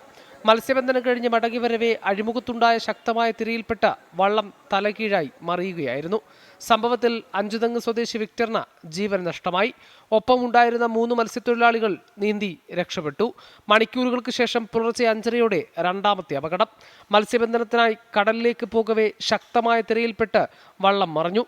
അഞ്ചുതെങ്ങ് തോണിക്കടവ് സ്വദേശി സ്റ്റാലിനാണ് അപകടത്തിൽപ്പെട്ടത്. തിരയിൽപ്പെട്ടെങ്കിലും സ്റ്റാലിൻ നീന്തി രക്ഷപ്പെട്ടു. രക്ഷാപ്രവർത്തനത്തിന് മറൈൻ എൻഫോഴ്സ്മെന്റിന്റെ സഹായം ലഭിച്ചില്ലെന്ന പ്രദേശവാസികളുടെ ആരോപണം. അതേസമയം മുതലപ്പുഴയിലെ തുടർച്ചയായ അപകടമരണങ്ങളിൽ സർക്കാർ അവഗണന കാണിക്കുന്നുവെന്നാരോപിച്ച് കേരള ലാറ്റിൻ കത്തോലിക് അസോസിയേഷൻ നിയമസഭയിലേക്ക് മാർച്ച് നടത്തി. മരണം ആവർത്തിച്ചു നടന്നാലും കണ്ണു തുറക്കാത്ത ഭരണാധികാരികളാണ് ഈ അവസ്ഥയ്ക്ക് കാരണമെന്ന് ലത്തീൻ അതിരൂപതാ വികാരി ജനറൽ യൂജിൻ പെരേര കുറ്റപ്പെടുത്തി. ഈ സംസ്ഥാനത്തെ പൗരന്മാരുടെ ഭൂമിയും സ്വത്തും ജീവിതവും സംരക്ഷിക്കാമെന്ന് നമ്മുടെ ഭരണഘടനയിൽ തൊട്ട് വാഗ്ദാനം ചെയ്ത ഭരണാധികാരികളൊക്കെ സങ്കോചത്തോടുകൂടി ഇങ്ങനെ കൂച്ചുവിലങ്ങിട്ട ആളുകളെ പോലെ നിൽക്കുകയാണ്. ഈ പ്രശ്നങ്ങൾ പരിഹരിക്കാനായിട്ട് അടിയന്തരമായി കേരള സർക്കാർ നിയമസഭ നിർത്തിവെച്ച് ഈ പ്രശ്നം പരിഹരിക്കാനുള്ള മാർഗങ്ങൾ എന്താണെന്ന് ചർച്ച ചെയ്യണം. 24 തിരുവനന്തപുരം. മുതലപ്പൊഴി മരണപ്പൊഴി എന്നത് എത്ര നാളായി നമ്മൾ കേൾക്കുകയാണ്, എന്നിട്ടും അത് അങ്ങനെ തുടരുന്നു എന്ന് പറയുന്നത് കഷ്ടമാണ്. KPC UDF നേതൃയോഗങ്ങളിൽ നിന്ന് വിട്ടുനിന്ന് K മുരളീധരൻ തിരുവനന്തപുരത്തുണ്ടായിട്ടും യോഗത്തിൽ പങ്കെടുത്തില്ല. തോൽവി അന്വേഷിക്കാൻ KPC നിയോഗിച്ച അന്വേഷണ കമ്മീഷൻ തിരുവനന്തപുരത്തെ K മുരളീധരന്റെ വീട്ടിലെത്തി കൂടിക്കാഴ്ച നടത്തി. തെരഞ്ഞെടുപ്പ് തോൽവി ചർച്ച ചെയ്യാൻ KPCC നേതൃയോഗം തുടങ്ങി. തൃശൂരിലെ തെരഞ്ഞെടുപ്പ് തോൽവിയെ തുടർന്നെടുത്ത നിലപാടിൽ ഉറച്ചു തന്നെയാണ് K മുരളീധരൻ. KPCC നേതൃയോഗത്തിന് മുന്നോടിയായുള്ള അനുനയ നീക്കത്തിനും മുരളി വഴങ്ങിയില്ല. KPCC യോഗത്തിനും വൈകിട്ട് ചേരുന്ന UDF ഏകോപന സമിതി യോഗത്തിലും മുരളീധരൻ പങ്കെടുക്കില്ല. തെരഞ്ഞെടുപ്പ് തോൽവിയിൽ KPCC നിയോഗിച്ച അന്വേഷണ കമ്മീഷൻ രാവിലെ മുരളിയുമായി കൂടിക്കാഴ്ച നടത്തി. തൃശൂരിൽ ജയിക്കാതെ കോൺഗ്രസിന് കേരളം ഭരിക്കാൻ കഴിയില്ലെന്ന കൂടിക്കാഴ്ചയ്ക്ക് ശേഷം മുരളീധരൻ. കാരണം തൃശ്ശൂര് ജയിച്ചാൽ മാത്രമേ കേരളത്തിൽ UDFന് ഭരിക്കാൻ കഴിയൂ. അതുകൊണ്ട് ഈ പാർലമെൻറ്റ് ഇലക്ഷനിൽ ഉണ്ടായിട്ടുള്ള കാര്യങ്ങൾ ആവർത്തിക്കാതെ നോക്കുകയും ലോക്കൽ ബോഡിയിലും അസംബ്ലിയിലും UDF തൃശ്ശൂർ ജില്ലയിൽ തിരിച്ചു വരാനും ഉള്ള ഇവരെടുക്കുന്ന ഏത് നിലപാടിനും എൻ്റെ പിന്തുണയുണ്ടാവും. തൃശ്ശൂരിലെ തോൽവി കോൺഗ്രസിനേറ്റ വലിയ ആഘാതമെന്ന അന്വേഷണ കമ്മീഷൻ അധ്യക്ഷൻ KC ജോസഫ്. തൃശ്ശൂരിലെ പരാജയം ഒരു വലിയ ആഘാതമാണ് കോൺഗ്രസിനേറ്റത്. ഒരിക്കലും പ്രതീക്ഷിച്ചല്ല. K മുരളീധരനെ പോലെയുള്ള ഒരു പ്രഗത്ഭനായ സ്ഥാനാർത്ഥി അവിടെ 3ാം സ്ഥാനത്താകുക എന്ന് പറയുന്നത് ചിന്തിക്കാൻ സാധിക്കുന്ന കാര്യമല്ല. UDF പരാജയപ്പെട്ട 2 മണ്ഡലങ്ങളിലെയും പരാജയ കാരണമാണ് മുഖ്യ ചർച്ച. തുടർന്ന് വൈകിട്ട് 5:30 കന്റോൺമെന്റ് ഹൗസിൽ UDF ഏകോപന സമിതിയും നടക്കും. 24 തിരുവനന്തപുരം. ജോസഫ് പറയുകയാണ്, ഹാഷ്മി ബ്രോ മത്തിക്ക് 400-ലധികം എന്ന് പറയുകയാണ്. അപ്പോൾ എന്ന് പറഞ്ഞു കഴിഞ്ഞാൽ ഇപ്പോൾ ബീഫിനെയും കോഴിയും ചിക്കനെയും ഒക്കെ കടത്തിവെട്ടി മത്തിയുടെ കുതിപ്പ് നമ്മൾ കാണുകയാണ്. ഏതെങ്കിലും കാലത്ത് ആരെങ്കിലും വിചാരിച്ചോ പാവപ്പെട്ട മത്തി 400 പാർ എന്ന വിലയിലേക്ക് ഉയരും എന്നൊക്കെ ആരെങ്കിലും കരുതിയോ? മത്തിക്ക് മാത്രമല്ല, സംസ്ഥാനത്ത് പച്ചക്കറി വിലയും കുത്തനെ ഉയരുകയാണ്. മഴയില്ലാത്തതിനാൽ തമിഴ്നാട്ടിൽ പച്ചക്കറി ഉൽപ്പാദനം കുറഞ്ഞതാണ് വില വർധനവിൻ്റെ കാരണം. തമിഴ്നാട്ടിലെ മാർക്കറ്റുകളിൽ പച്ചക്കറി എത്തുന്നതിൽ 60% കുറവുണ്ട്. ഇതാണ് കേരളത്തിലെ മാർക്കറ്റുകളിലും പച്ചക്കറി വില കുതിച്ചുയരാൻ കാരണം. മഴ കുറഞ്ഞതാണ് തമിഴ്നാട്ടിലെ ഉൽപാദനത്തിന് തിരിച്ചടിയായത്. വില കൂടുതലാണ്. തക്കാളിയൊക്കെ വില കൂടി 100 രൂപ ഇപ്പോൾ. കാരണം അവിടെ നിന്ന് വരവ് കുറവ്, സാധനം കുറവാണ്. 25 രൂപ വിലയുണ്ടായിരുന്ന വഴുതനങ്ങ 40 രൂപയിലേക്ക് എത്തി. ബീൻസിന് 160 രൂപയാണ് നിരക്ക്. തക്കാളി വിലയും 100ലേക്ക് അടുത്തിട്ടുണ്ട്. വിലക്കയറ്റം സാധാരണക്കാരെ കാര്യമായി ബാധിച്ചു തുടങ്ങി. 20 രൂപ 1 കിലോ ബീൻസിന്. അത് കേട്ടപ്പോൾ ഞെട്ടിപ്പോയി. അപ്പൊ കക്ഷത്തെ ബാഗ് ബലം പിടിച്ചുകൊണ്ടിങ്ങനെ പോന്നേക്കുന്നു. എന്ന് വെച്ച് കഴിഞ്ഞാൽ നാളെ വരാമെന്ന് വിചാരിച്ചിട്ട് ഈ 160 രൂപ കൊടുത്തിട്ട് നമ്മൾ മേടിച്ചിട്ട് എന്ത് ചെയ്യാനുള്ളത്? ഉൽപാദനം കുറഞ്ഞതിനാൽ വരും ദിവസങ്ങളിലും പച്ചക്കറി വില വർധന തുടരാനാണ് സാധ്യത. സർക്കാർ സംവിധാനങ്ങൾ ഇടപെട്ട് വില നിയന്ത്രിക്കണമെന്നാണ് ആവശ്യം. 24 കൊച്ചി. മലപ്പുറം മേൽമുറി മുട്ടിപ്പടിയിൽ വാഹനാപകടത്തിൽ ഒരു കുടുംബത്തിലെ 2 പേർക്ക് ദാരുണാന്ത്യം. മഞ്ചേരി പുല്ലറ്റ സ്വദേശികളാണ് മരിച്ചത്. KSRTC ബസ്സും ഓട്ടോറിക്ഷയും കൂട്ടിയിടിച്ചാണ് അപകടമുണ്ടായത്. ഷഹദ് റഹ്മാനാണ് ആ വാർത്തയുടെ വിവരങ്ങൾ വച്ചിരുന്നത്. ഷഹദ്, സങ്കടമുണ്ടാക്കുന്ന വാർത്തയാണ്. അപകടമുണ്ടായത് എങ്ങനെയാണ്?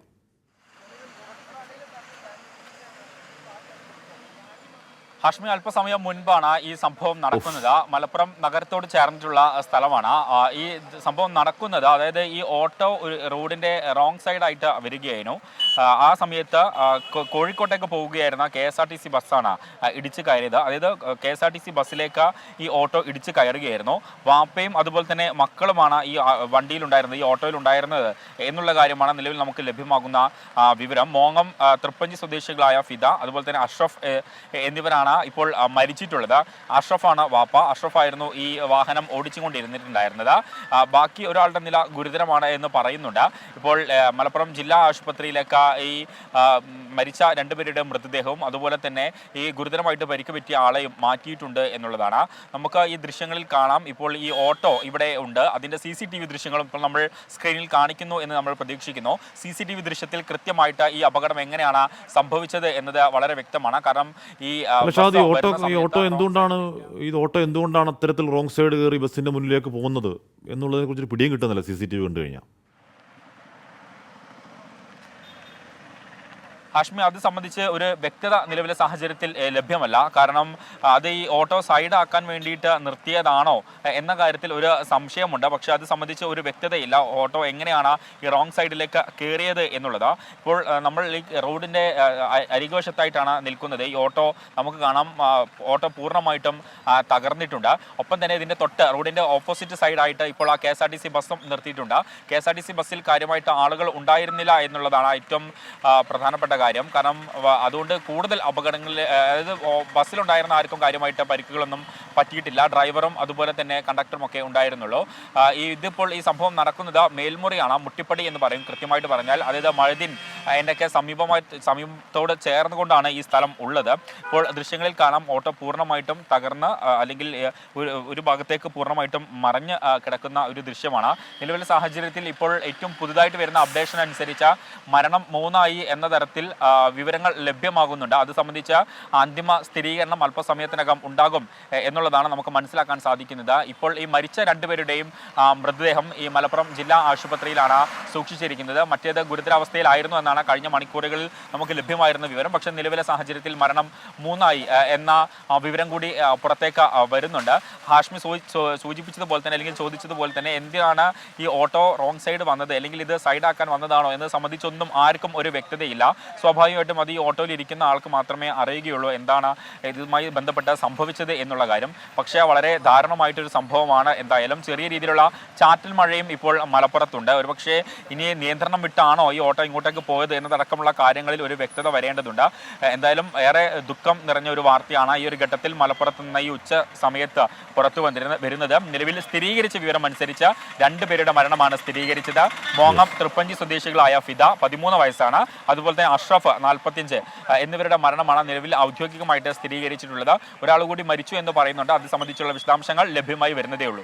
ഹാഷ്മി, ഡ്രൈവറിന്റെ ആരോഗ്യാവസ്ഥയെക്കുറിച്ചാണോ ആ ഒരു ആശങ്കയുള്ളത് ഷഹദ്?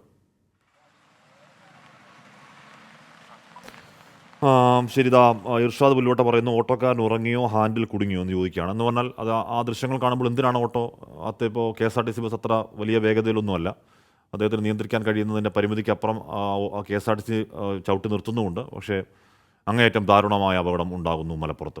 വെൽക്കം ബാക്ക് പ്രിയപ്പെട്ട പ്രേക്ഷകരെ. അപ്പോൾ മൂന്നാറിൽ കയ്യേറ്റം ഒഴിപ്പിക്കാനെത്തിയ റവന്യൂ ഉദ്യോഗസ്ഥരെ ഭീഷണിപ്പെടുത്തി CPI ദേവികുളം ലോക്കൽ സെക്രട്ടറി. കയ്യേറ് നിർമ്മിച്ച ഷെഡ് പൊളിക്കാൻ നേതൃത്വം നൽകിയ തഹസിൽദാരെ വീട്ടിലിരുത്തും എന്നായിരുന്നു ഭീഷണി. സംഭവം അന്വേഷിച്ച് നടപടിയെടുക്കുമെന്ന് CPI ജില്ലാ സെക്രട്ടറി K സലീംകുമാർ പറഞ്ഞു. സർവേ നമ്പർ 20/1 പെടുന്ന റവന്യൂ ഭൂമിയിൽ ഗണേശൻ എന്നയാൾ കയ്യേറി നിർമ്മിച്ച ഷെഡ് പൊളിക്കാനെത്തിയ ഉദ്യോഗസ്ഥരെയാണ് CPI Devikulam local secretary Arogyadas ഭീഷണിപ്പെടുത്തിയത്. നടപടിയെടുത്ത ഉദ്യോഗസ്ഥരുടെ പേരെഴുതി കൊടുക്കും, തഹസിൽദാർ ഉൾപ്പെടെയുള്ളവരെ വീട്ടിലിരുത്തുമെന്നുമായിരുന്നു ആരോഗ്യദാസിന്റെ വാക്കുകൾ. സംഭവം ന്യായീകരിച്ച് ആരോഗ്യദാസ് രംഗത്തെത്തിയിട്ടുണ്ട്. നടരാജൻ ഇവിടെ ഉള്ള ഇതുവരെ വർഷങ്ങളായിട്ട് കയ്യേറ്റം കൂടിക്കൊണ്ടിരിക്കുകയാണ്. അത് കുറയ്ക്കാനുള്ള നടപടിയില്ല. അപ്പൊ നമ്മൾ പല പ്രാവശ്യം വൻകിട കയ്യേറ്റം മാത്രമേ ഒളിച്ചില്ല, ഈ പാവപ്പെട്ടവന്മാർ എന്തിനാ പൊളിക്കും ചോദിച്ചപ്പോ അത് മേലിലെ ഉദ്യോഗസ്ഥന്മാർക്ക് വേണം, നിങ്ങൾ രാഷ്ട്രീയപ്പെട്ട് നോക്കണ്ടെന്ന് പറഞ്ഞാണ് നടരാജൻ നമ്മളോട് എന്നും പ്രശ്നം ഉണ്ടാക്കിക്കൊണ്ടിരിക്കുന്നത്. ലോക്കൽ സെക്രട്ടറിയുടെ നടപടിയിൽ അന്വേഷണം നടത്തുമെന്ന് CPI ജില്ലാ സെക്രട്ടറി K സലീംകുമാർ പറഞ്ഞു. ഇടുക്കി ജില്ലയിൽ കയ്യേറ്റത്തിന്റെ ഭാഗമായി മാറാത്ത പാർട്ടിയാണ് കമ്മ്യൂണിസ്റ്റ് പാർട്ടി CPI. CPIയുടെ ഒരു പ്രവർത്തകന്റെ കയ്യിലും ഒരു കയ്യേറ്റ ഭൂമിയും നിലവിലില്ല. അങ്ങനെ ഒരാളുണ്ടെങ്കിൽ അയാൾ ഈ പാർട്ടിയിലും ഉണ്ടാകത്തില്ല. ഇപ്പോൾ ഇന്നലെ എവിടെയോ ഒഴിപ്പിക്കാൻ പോയപ്പോൾ CPIയുടെ ഏതോ പ്രവർത്തകൻ അത് തടസ്സപ്പെടുത്താൻ ശ്രമിച്ചു എന്ന് ലോക്കൽ സെല്ല് നിങ്ങൾ പറഞ്ഞത് മുഖവിലയ്ക്ക് എടുത്തുകൊണ്ട് ആ വിഷയം അന്വേഷിക്കുകയും അത്തരം ഒരു സംഭവം ഉണ്ടായിട്ടുണ്ടെങ്കിൽ അതിന്മേലെ ആവശ്യമായ നടപടി ഉണ്ടാവുകയും ചെയ്യും. 6 മാസം മുമ്പ് ദേവികുളം ബ്ലോക്ക് പഞ്ചായത്ത് അംഗത്തിന്റെ കയ്യേറ്റം ഒഴിപ്പിച്ച ഡെപ്യൂട്ടി തഹസിൽദാരെ കളക്ടറേറ്റിലേക്ക് സ്ഥലം മാറ്റിയിരുന്നു. ഇത് ഓർമ്മപ്പെടുത്തിയായിരുന്നു ആരോഗ്യദാസിന്റെ ഭീഷണി. 24 ഇടുക്കി. ക്ഷേമ പെൻഷൻ മുടങ്ങിയത് നിയമസഭയിൽ ഉന്നയിച്ച് പ്രതിപക്ഷം. പെൻഷൻ നൽകാനായി ഇന്ധന സെസ് ഏർപ്പെടുത്തിയിട്ടും 6 മാസത്തെ കുടിശ്ശികയുണ്ടെന്ന് പ്രതിപക്ഷം കുറ്റപ്പെടുത്തി. പ്രതിപക്ഷം രാഷ്ട്രീയ മുതലെടുപ്പ് നടത്താൻ ശ്രമിക്കുന്നുവെന്നും കുടിശ്ശിക വേഗത്തിൽ നൽകുമെന്നും ധനമന്ത്രി വ്യക്തമാക്കി. 6 മാസത്തെ ക്ഷേമ പെൻഷൻ കുടിശ്ശികയുള്ളത് സഭ നിർത്തിവെച്ച് ചർച്ച ചെയ്യണമെന്നാവശ്യപ്പെട്ടാണ് പ്രതിപക്ഷം അടിയന്തര പ്രമേയത്തിന് നോട്ടീസ് നൽകിയത്. എന്നാൽ അടിയന്തര പ്രാധാന്യമുള്ള വിഷയമല്ല എന്നായിരുന്നു ധനമന്ത്രിയുടെ മറുപടി. പെൻഷൻ മുടങ്ങാൻ കാരണം കേന്ദ്രത്തിൽ നിന്ന് പണം കിട്ടാത്തതാണെന്നും ധനമന്ത്രി ആവർത്തിച്ചു. തനത് വരുമാനം വർദ്ധിപ്പിക്കുന്ന സമയത്ത് തന്നെ മറുവശത്തു കൂടി അതിശക്തമായ ആക്രമണം കേന്ദ്രത്തിന്റെ നിലപാടുകൾ കാരണം സംസ്ഥാനത്തിന് കിട്ടാനുള്ളത് കിട്ടുന്നില്ല എന്നുള്ള കാര്യം നമുക്കറിയാം. ക്ഷേമ പെൻഷൻ അവകാശമല്ല ഔദാര്യമാണെന്നാണ് സർക്കാർ പറയുന്നതെന്ന് PC വിഷ്ണുനാഥ്. പാവങ്ങൾക്ക് പെൻഷൻ കൊടുക്കാനാണെന്ന് പറഞ്ഞിട്ട് നിങ്ങൾ എല്ലാ നികുതിയും കൂട്ടി, വെള്ളക്കരം കൂട്ടി, വൈദ്യുതി ചാർജ് കൂട്ടി, ഭവന നിർമ്മാണത്തിനുള്ള എല്ലാ നികുതിയും കൂട്ടി, എന്നിട്ടും മദ്യത്തിന്റെ മേലുള്ള സെസ് ഏർപ്പെടുത്തി, എന്നിട്ടും പെൻഷൻ മാത്രം കിട്ടുന്നില്ല. ഉള്ള പെൻഷൻ കൊടുക്കാൻ കഴിയാത്ത സർക്കാർ എങ്ങനെയാണ് 2500 രൂപയായി ക്ഷേമ പെൻഷൻ വർദ്ധിപ്പിക്കുന്നതെന്ന് പ്രതിപക്ഷ നേതാവ് VD സതീശൻ. ഈ പാവങ്ങൾക്ക് പെൻഷൻ കൊടുക്കുന്നതാണോ നിങ്ങളുടെ പ്രയോറിറ്റി? നിങ്ങളുടെ മുൻഗണനകൾ എന്താണ് എന്ന് ഞങ്ങൾ ചോദിച്ചു. അപ്പോൾ നിങ്ങൾ ഇതുപോലെ ബഹളം ഉണ്ടാക്കി. 14 ജില്ലാ കമ്മിറ്റികളിൽ നിങ്ങളുടെ 2 പാർട്ടിയുടെയും ആ പ്രവർത്തകർ ചോദിക്കുന്നുണ്ട്, ഇതാണോ നിങ്ങളുടെ പ്രയോറിറ്റി എന്ന്. അടിയന്തര പ്രമേയത്തിന് അവതരണാനുമതി നിഷേധിച്ചതോടെ പ്രതിപക്ഷം സഭയിൽ നിന്ന് ഇറങ്ങിപ്പോയി. 24 തിരുവനന്തപുരം. മോഹനം PM പറയാണ്, ഹാഷ്മി, പല സ്ഥലങ്ങളിലും 2 വീലർ ഓട്ടോ, പ്രൈവറ്റ് കാറുകൾ റോങ് സൈഡിൽ ഇതുപോലെ വരാറുണ്ട്. ഈശ്വരൻ്റെ അനുഗ്രഹം കൊണ്ടൊന്നും സംഭവിക്കാതെ ഓരോ ദിവസവും കടന്നു പോകുന്നത് പറയുന്നു. എനിക്കും ആ ഓട്ടോയുടെ ദൃശ്യം കണ്ടപ്പോൾ തോന്നിയതാണ്. പിന്നെ അത് അപകടം, മരണം ആ വാർത്തയ്ക്കിടയിൽ അത് പറയുന്നത് ഉചിതമാണോ എന്നതുകൊണ്ട് പറയാതിരുന്നതാണ്. ചേട്ടാ പറഞ്ഞത് 100% ശരിയാണ്. യമനിൽ വധശിക്ഷയ്ക്ക് വിധിക്കപ്പെട്ട് ജയിലിൽ കഴിയുന്ന നിമിഷപ്രിയയുടെ മോചനത്തിനായുള്ള പ്രാരംഭ ചർച്ചകൾക്ക് ഇന്ത്യൻ എംബസി വഴി പണം കൈമാറാൻ കേന്ദ്ര സർക്കാർ അനുമതി. നിമിഷപ്രിയയുടെ അമ്മ പ്രേമകുമാരിയുടെ അപേക്ഷയാണ് കേന്ദ്ര സർക്കാർ അംഗീകരിച്ചത്. നിമിഷപ്രിയയുടെ മോചനത്തിനായുള്ള പ്രാരംഭ ചർച്ചകൾക്ക് $40,000 ആവശ്യം. എംബസിയുടെ അക്കൗണ്ടിൽ ഈ പണം ലഭിച്ചാൽ യമൻ തലസ്ഥാനമായ സനയിൽ ആക്ഷൻ കൗൺസിൽ നിർദ്ദേശിക്കുന്നവർക്ക് പണം കൈമാറാമെന്നാണ് കേന്ദ്ര സർക്കാർ അറിയിച്ചിരിക്കുന്നത്. ഇതാദ്യമായാണ് നിമിഷപ്രിയയുടെ കേസിൽ കേന്ദ്ര സർക്കാർ ഇടപെടുന്നത്. എല്ലാവർക്കും 1000 നന്ദി. നിമിഷയുടെ മോചനത്തിന് വേണ്ടി എത്ര തുകകളാണ് ആവശ്യപ്പെടുന്നത്, അതൊക്കെ നമ്മൾ ചെയ്തേ പറ്റുള്ളൂ. എല്ലാവരും കൂടി കൈകോർത്ത് പിടിച്ച് അവളെ മോചിപ്പിച്ച് എത്രയും വേഗം രക്ഷിക്കണമെന്ന് ഞാൻ അപേക്ഷിക്കുന്നു. സേവ് നിമിഷപ്രിയ ഫോറം ആക്ഷൻ കൗൺസിലിന്റെ നേതൃത്വത്തിൽ ചർച്ചകൾക്ക് ആവശ്യമായ ധനസമാഹരണം ആരംഭിച്ചിട്ടുണ്ട്. യമനിലെ ഗോത്രത്തലവന്മാരുമായുള്ള ചർച്ചയ്ക്ക് ശേഷമായിരിക്കും കൊല്ലപ്പെട്ട യമൻ പൗരന്റെ കുടുംബവുമായുള്ള കൂടിക്കാഴ്ച നടക്കുക. 24 കൊച്ചി. മലപ്പുറം മേൽമുറി മുട്ടിപ്പടിയിൽ വാഹനാപകടത്തിൽ ഒരു കുടുംബത്തിലെ 3 പേർക്ക് ദാരുണാന്ത്യം. മഞ്ചേരി പുൽപ്പറ്റ സ്വദേശികളാണ് മരിച്ചത്. നേരത്തെ നമ്മൾ ആ വാർത്ത പറഞ്ഞിരുന്നു. KSRTC ബസ്സും ഓട്ടോറിക്ഷയും കൂട്ടിയിടിച്ചാണ് അപകടമുണ്ടായത്. ഷഹദ് ഒരിക്കൽ കൂടി ചേരുന്നു. ഷഹദ്, മരണം 3 ആവുകയാണ്. സങ്കടം. തീർച്ചയായും ഹാഷ്മി, ഒരു കുടുംബത്തിലെ 3 പേരാണ് മരിച്ചിട്ടുള്ളത്. ഡ്രൈവറും അതുപോലെ തന്നെ ഒരു യുവതിയും ഒപ്പം തന്നെ ഒരു കുട്ടിയും.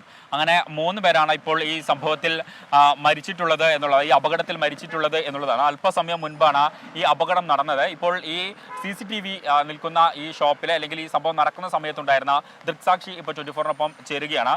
ശരിക്കും എന്താണ് സംഭവിച്ചിട്ടുണ്ടായിരുന്നത്? അവിടുന്ന് ഞാൻ അവിടെ ഇരിക്കുമ്പോഴാണ് ഓട്ടോ റോങ്ങിൽ വന്ന് എന്തോ ഉറങ്ങിപ്പോയതാണ് എന്ത് സംഭവം ഒന്നും അറിയിട്ടില്ല. അപ്പോൾ അത് KSRTC വരുന്നുണ്ടായിരുന്നു.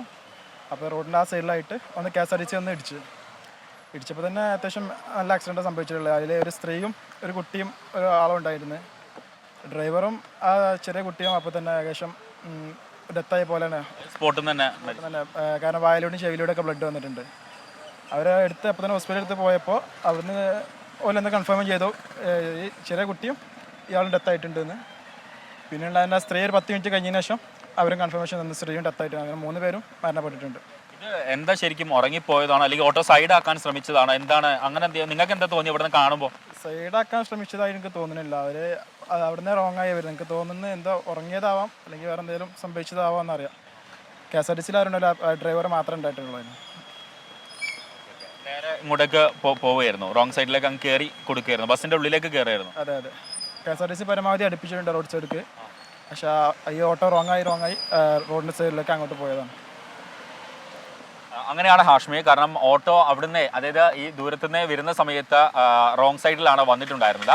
വന്ന് നേരെ അങ്ങോട്ട് KSRTCക്ക് അകത്തേക്ക് കയറ്റുകയായിരുന്നു എന്നുള്ളതാണ് ഇപ്പോൾ ദൃക്സാക്ഷി പറയുന്നത്. ഈ സംഭവ സ്ഥലത്ത് നിന്ന് തന്നെ, ഈ സ്പോട്ടിൽ നിന്ന് തന്നെ 2 പേര് മരിച്ചു. അതായത് ഈ കുട്ടിയും ഒപ്പം തന്നെ ഈ ഓട്ടോ ഓടിച്ചിരുന്ന ആളും സ്പോട്ടിൽ നിന്ന് തന്നെ മരിച്ചു.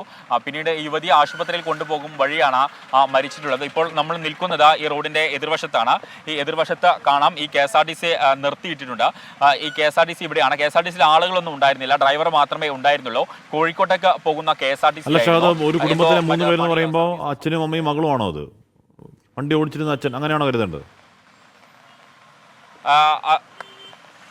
അതായത് ഉപ്പയും മകളുമാണ് എന്നുള്ളത് കൺഫേം ആണ്. മറ്റേത് പേരക്കുട്ടിയാണോ എന്ന കാര്യത്തിൽ ഒരു കൺഫർമേഷൻ ഇല്ല. അത് സംബന്ധിച്ച് ഇനി സ്ഥിരീകരണം വരണം. കാരണം ഈ സംഭവം നടന്നിട്ട് അധിക നേരമായിട്ടില്ല. അപ്പോൾ ബന്ധുക്കളൊക്കെ ആശുപത്രിയിലേക്ക് എത്തുന്നേയുള്ളൂ.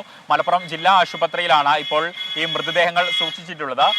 മലപ്പുറം ജില്ലാ ആശുപത്രിയിലേക്കാണ് ഇവിടുന്ന് ഈ സ്പോട്ടിൽ ഈ സംഭവം നടക്കുന്ന സമയത്ത് കൊണ്ടുപോവുകയും ചെയ്തിട്ടുള്ളത്. അപ്പോൾ ഇതുമായി ബന്ധപ്പെട്ടുള്ള കൺഫർമേഷൻ ഇനി വരണം. 3ാമത്തെ മരിച്ച ആളുടെ പേരും വിവരങ്ങളും ഇപ്പോൾ വ്യക്തമല്ല. അത് സംബന്ധിച്ചും ഒരു തീരുമാനം വരേണ്ടതുണ്ട്. എന്തായാലും അത് സംബന്ധിച്ച് അല്പസമയത്തിനകം വിവരങ്ങൾ നമുക്ക് ലഭ്യമാകും എന്നാണ് മനസ്സിലാക്കുന്നത്. സങ്കടകരമായ വാർത്തയാണ്. 3 പേരാണ് മരിച്ചത്, ഒരു കുടുംബത്തിലെ 3 പേർ. അപകടത്തിന്റെ ദൃശ്യങ്ങൾ പ്രേക്ഷകർ കാണുന്നുണ്ട്. അപ്പോൾ എന്താണ് ഉണ്ടായത്? അത് ഏതെങ്കിലും രീതിയിൽ സൈഡ് ഒതുക്കുന്നല്ല, അവർ ഓട്ടോ വരുമ്പോൾ തന്നെ റോങ് സൈഡിൽ തന്നെ കയറി വരികയായിരുന്നു. ഇനി ഡ്രൈവർ ഉറങ്ങിപ്പോയതാണോ മറ്റെന്തെങ്കിലും സാങ്കേതിക പ്രശ്നമാണോ എന്നതൊക്കെ അന്വേഷണത്തിലും പരിശോധനയിലൊക്കെ വ്യക്തമാകട്ടെ. ും തകരാറിലായ വീട്ടമ്മ ചികിത്സാ സഹായം തേടുന്നു. കോട്ടയം തലയോലപ്പറമ്പ് സ്വദേശി അജിത സജിയാണ് വൃക്ക മാറ്റിവെക്കുന്നതിന് അടക്കമുള്ള ചികിത്സയ്ക്ക് പണമില്ലാതെ ബുദ്ധിമുട്ടുന്നത്. 12 വർഷം മുൻപ് 2ാമത്തെ പ്രസവത്തിന് ശേഷമാണ് അജിതയ്ക്ക് ആരോഗ്യ പ്രശ്നങ്ങൾ കണ്ടു തുടങ്ങിയത്. കോട്ടയം മെഡിക്കൽ കോളേജിൽ നടത്തിയ പരിശോധനകളിലാണ് വൃക്കകൾ തകരാറില്ലെന്ന് കണ്ടെത്തിയത്. പിന്നീട് അങ്ങോട്ട് അജിതയ്ക്കും കുടുംബത്തിനും വേദനയുടെ ദിവസങ്ങളായിരുന്നു. ജോലി ചെയ്യാൻ ഇപ്പൊ പറ്റൂല എന്ന് പറഞ്ഞാൽ നടക്കാനുള്ള ഒരു ചെറിയൊരു ബുദ്ധിമുട്ടുണ്ട്. അസുഖം ബാധിച്ച് എനിക്ക് ഒന്നും ചെയ്യാൻ കഴിയില്ല. പിന്നെ ചികിത്സിക്കണം, പിന്നെ അതിന് മാറ്റി വെക്കണം, അതിന് സഹായം വേണം. പിന്നെ പിള്ളേരൊക്കെ ചെറുതാണ്, 10ാം ക്ലാസ്സിലും 7ലുമാണ് പഠിക്കുന്നത്. അതുകൊണ്ട് എല്ലാവരും സഹായം പ്രതീക്ഷിക്കുന്നത്. ഡയാലിസിസ് നടത്തിയാണ് ഇതുവരെ ജീവൻ മുന്നോട്ട് കൊണ്ടുപോയത്. ഞരമ്പുകൾ ചുരുങ്ങിയതോടെ ഡയാലിസിസും സാധിക്കാത്ത അവസ്ഥയാണ്. വൃക്ക മാറ്റിവെക്കലാണ് ഡോക്ടർമാർ നിർദ്ദേശിച്ചത്. എന്നാൽ ഡോണറെ കണ്ടെത്തിയെങ്കിലും സാമ്പത്തിക പ്രതിസന്ധി വലിയ വെല്ലുവിളിയായിരിക്കുകയാണ്. കിഡ്നി മാറ്റി വെക്കണം, ഞങ്ങൾക്ക് ഒരാൾ കിഡ്നി തരാമെന്ന് പറഞ്ഞിട്ടുണ്ട്. അതിൻ്റെ ചിലവുകളും പിന്നെ ഇവളുടെ ചിലവുകളും പിന്നെ ഇവളുടെ മരുന്നിൻ്റെ കാശ്, പിന്നെ ഒരു പ്രാവശ്യം പോകുന്നതിന് തന്നെ നല്ല വണ്ടിക്കൂലി, ഇവിടുന്ന് കാറ് വിളിച്ച് വേണം പോകാനായിട്ട്. അതൊക്കെ കൂടെ കൂടുമ്പം മാസം ഒരു 10-15 രൂപ ഇവൾക്ക് തന്നെ ചിലവുണ്ട്. ഞങ്ങളെല്ലാവരും കൂടെ സഹായിച്ചിട്ടാണ് ഇത്ര കാലം ചെയ്തുകൊണ്ട് പോയത്. അപ്പം ഞങ്ങൾ നല്ലവരായ ആൾക്കാരുടെ സഹായമാണ് ഞങ്ങൾ പ്രതീക്ഷിക്കുന്നത്. ചികിത്സയ്ക്കിടെ കേൾവിശക്തിയും കാഴ്ചശക്തിയും നഷ്ടമായി. ന്യൂമോണിയ കൂടി വെന്റിലേറ്ററിൽ വരെ കിടക്കേണ്ടി വന്നു. ഒരു കൈ തളർന്നു പോകുന്ന അവസ്ഥയുണ്ടായി. 10ാം ക്ലാസ്സിലും 7ാം ക്ലാസ്സിലും പഠിക്കുന്ന മക്കളുണ്ട്. ഭർത്താവിന്റെ ചെറിയ വരുമാനമാണ് ഈ കുടുംബത്തിന്റെ ഏക ആശ്രയം. 24 കോട്ടയം. ആഭ്യന്തര വകുപ്പിനും പോലീസിനുമെതിരെ CPIM സംസ്ഥാന സമിതിയിൽ രൂക്ഷ വിമർശനം. സർക്കാരിനെ വികൃതമാക്കുന്ന നടപടികൾ പോലീസിൽ നിന്നുണ്ടായി. IG റാങ്കിന് മുകളിലുള്ള ചില ഉദ്യോഗസ്ഥരുടെ പ്രവർത്തനം തിരിച്ചടിയായി. മുഖ്യമന്ത്രിയെ കൂടാതെ മറ്റു ചില അധികാര കേന്ദ്രങ്ങളും പോലീസിനെ നിയന്ത്രിക്കുന്നു എന്നും CPIM സംസ്ഥാന കമ്മിറ്റിയിൽ വിമർശനം ഉയരുകയാണ്. ഷഫീദ് റാവത്തർ വിവരങ്ങൾ വച്ചിരുന്നു. ഷഫീദ്, മാധ്യമങ്ങൾക്കെതിരായ പോലീസ് നടപടിയിലടക്കം വലിയ വിമർശനങ്ങൾ സംസ്ഥാന സമിതിയിൽ ഉയരുകയാണോ പോലീസ് കേന്ദ്രിതമായി തന്നെ? ഷഫീദ്, കശ്മീർ മുഖ്യമന്ത്രിയുടെ ശൈലി മാറ്റണമെന്നായിരുന്നു ഇന്നലെ സംസ്ഥാന കമ്മിറ്റിയിൽ ഉയർന്ന വിമർശനമെങ്കിൽ ഇന്ന് മുഖ്യമന്ത്രിയുടെ പ്രധാനപ്പെട്ട വകുപ്പ് ആഭ്യന്തര വകുപ്പിനെതിരെ ചില അംഗങ്ങൾ അഭിപ്രായങ്ങളും വിമർശനങ്ങളും ഉന്നയിച്ചു എന്നുള്ളതാണ് ഏറ്റവും ശ്രദ്ധാകരമായിട്ടുള്ള ഏറ്റവും ശ്രദ്ധിക്കേണ്ട കാര്യം. ഇതിൽ ഏറ്റവും പ്രധാനം പോലീസിനും ആഭ്യന്തര വകുപ്പിനുമെതിരെ വ്യാപകമായ വിമർശനം CPM സംസ്ഥാന കമ്മിറ്റിയിൽ ചില കാര്യങ്ങൾ ചൂണ്ടിക്കാണിച്ചുകൊണ്ടുണ്ടായി എന്നുള്ളതാണ്. സർക്കാരിനെ വികൃതമാക്കുന്ന നടപടികൾ പോലീസിൽ നിന്നുണ്ടായി. മുഖ്യമന്ത്രിയെ കൂടാതെ മറ്റു ചില അധികാര കേന്ദ്രങ്ങൾ പോലീസിനെ നിയന്ത്രിക്കുന്നു എന്ന കുറ്റപ്പെടുത്തൽ അത് സ്വാഭാവികമായും പ്രതിപക്ഷം മുൻപ് തന്നെ ഉന്നയിച്ചതാണ്. ഗുണ്ട ആക്രമണങ്ങൾ നേരിടുന്നതിൽ പോലീസ് പരാജയപ്പെട്ടു. തുടർച്ചയായ കൊലപാതകങ്ങൾ സംസ്ഥാനത്ത് ഭീതി പരത്തി. സ്ത്രീ സുരക്ഷയിലും പോലീസിന്റെ വിശ്വാസ്യത നഷ്ടപ്പെട്ടു എന്നുള്ള കാര്യം അത് സമീപ ദിവസങ്ങളിൽ ഉണ്ടായ ചില സംഭവങ്ങൾ ചൂണ്ടിക്കാണിച്ചുകൊണ്ട് തന്നെ സംസ്ഥാന കമ്മിറ്റിയിൽ ചില അംഗങ്ങൾ അഭിപ്രായപ്പെട്ടു. മാധ്യമങ്ങൾക്കെതിരായ പോലീസ് നടപടി തിരിച്ചടിയായെന്നും അഭിപ്രായമുയർന്നു. മാധ്യമങ്ങളും സർക്കാരും തമ്മിലുള്ള ബന്ധത്തെ അത്തരം കാര്യങ്ങൾ ഉലച്ചു. രാഷ്ട്രീയ എതിരാളികൾക്ക് ആയുധം നൽകുന്ന രീതിയിലാണ് ചില പോലീസ് ഉദ്യോഗസ്ഥരുടെ പ്രവർത്തനം. തൃശൂർ പൂരത്തിൽ പ്രത്യേകിച്ച് തൃശൂർ സിറ്റി പോലീസ് കമ്മീഷണർക്കടക്കം സ്ഥാനചലനമുണ്ടായ സംഭവമായിരുന്നു. തൃശൂർ പൂരത്തിന് ഈ കുട കൊണ്ടുവന്നവരെ അടക്കം അകത്തേക്ക് കയറ്റാതെ ചില പോലീസ് ഉദ്യോഗസ്ഥർ അസഭ്യം വിളിക്കുന്ന കാര്യങ്ങൾ അതടക്കം, അതായത് തൃശൂർ പൂരത്തിലെ പോലീസ് ഇടപെടൽ സുരേഷ് ഗോപിക്ക് വേണ്ടി ആഭ്യന്തര വകുപ്പിനെതിരെ രൂക്ഷ വിമർശനം, പോലീസിനെതിരെ വിമർശനം. ഏറ്റവും ഒടുവിൽ നമ്മുടെ മാധ്യമപ്രവർത്തകർ റൂബിൻലാലിനെതിരെ എടുത്ത കള്ളക്കേസിനടക്കം പശ്ചാത്തലത്തിൽ മാധ്യമങ്ങൾക്കെതിരെ നടപടി അടക്കം തിരിച്ചടിയായി എന്നൊക്കെ സംസ്ഥാന സമിതിയിൽ വിമർശനം ഉയരുകയാണ്. ഇനി യൂറോ കപ്പ് വാർത്തകൾ. യൂറോ കപ്പിൽ ഇന്ന് സ്പെയിൻ ഇറ്റലി വൻപൻ പോരാട്ടം. രാത്രി 12:30 നടക്കുന്ന മത്സരത്തിലെ വിജയികൾ പ്രീ ക്വാർട്ടറിലേക്ക് മുന്നേറും. അവസാന 16-ൽ സ്ഥാനമുറപ്പിക്കാൻ ഇംഗ്ലണ്ടും ഇന്നിറങ്ങും.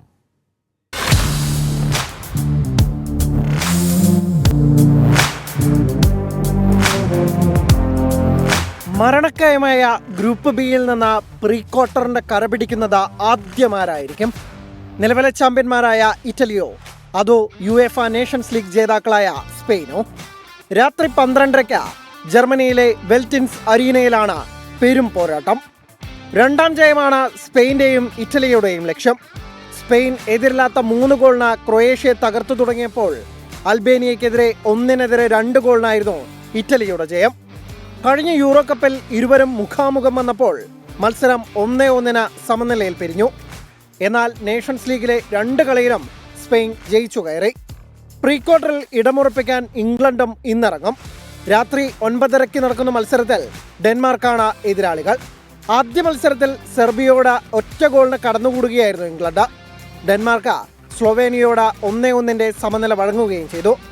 വൈകിട്ട് 6:30 സെർബിയ സ്ലൊവേനിയ മത്സരവും ഇന്നുണ്ട്. പ്രീ ക്വാർട്ടർ പ്രതീക്ഷ നിലനിർത്താൻ ഇരു ടീമിനും ജയം അനിവാര്യമാണ്.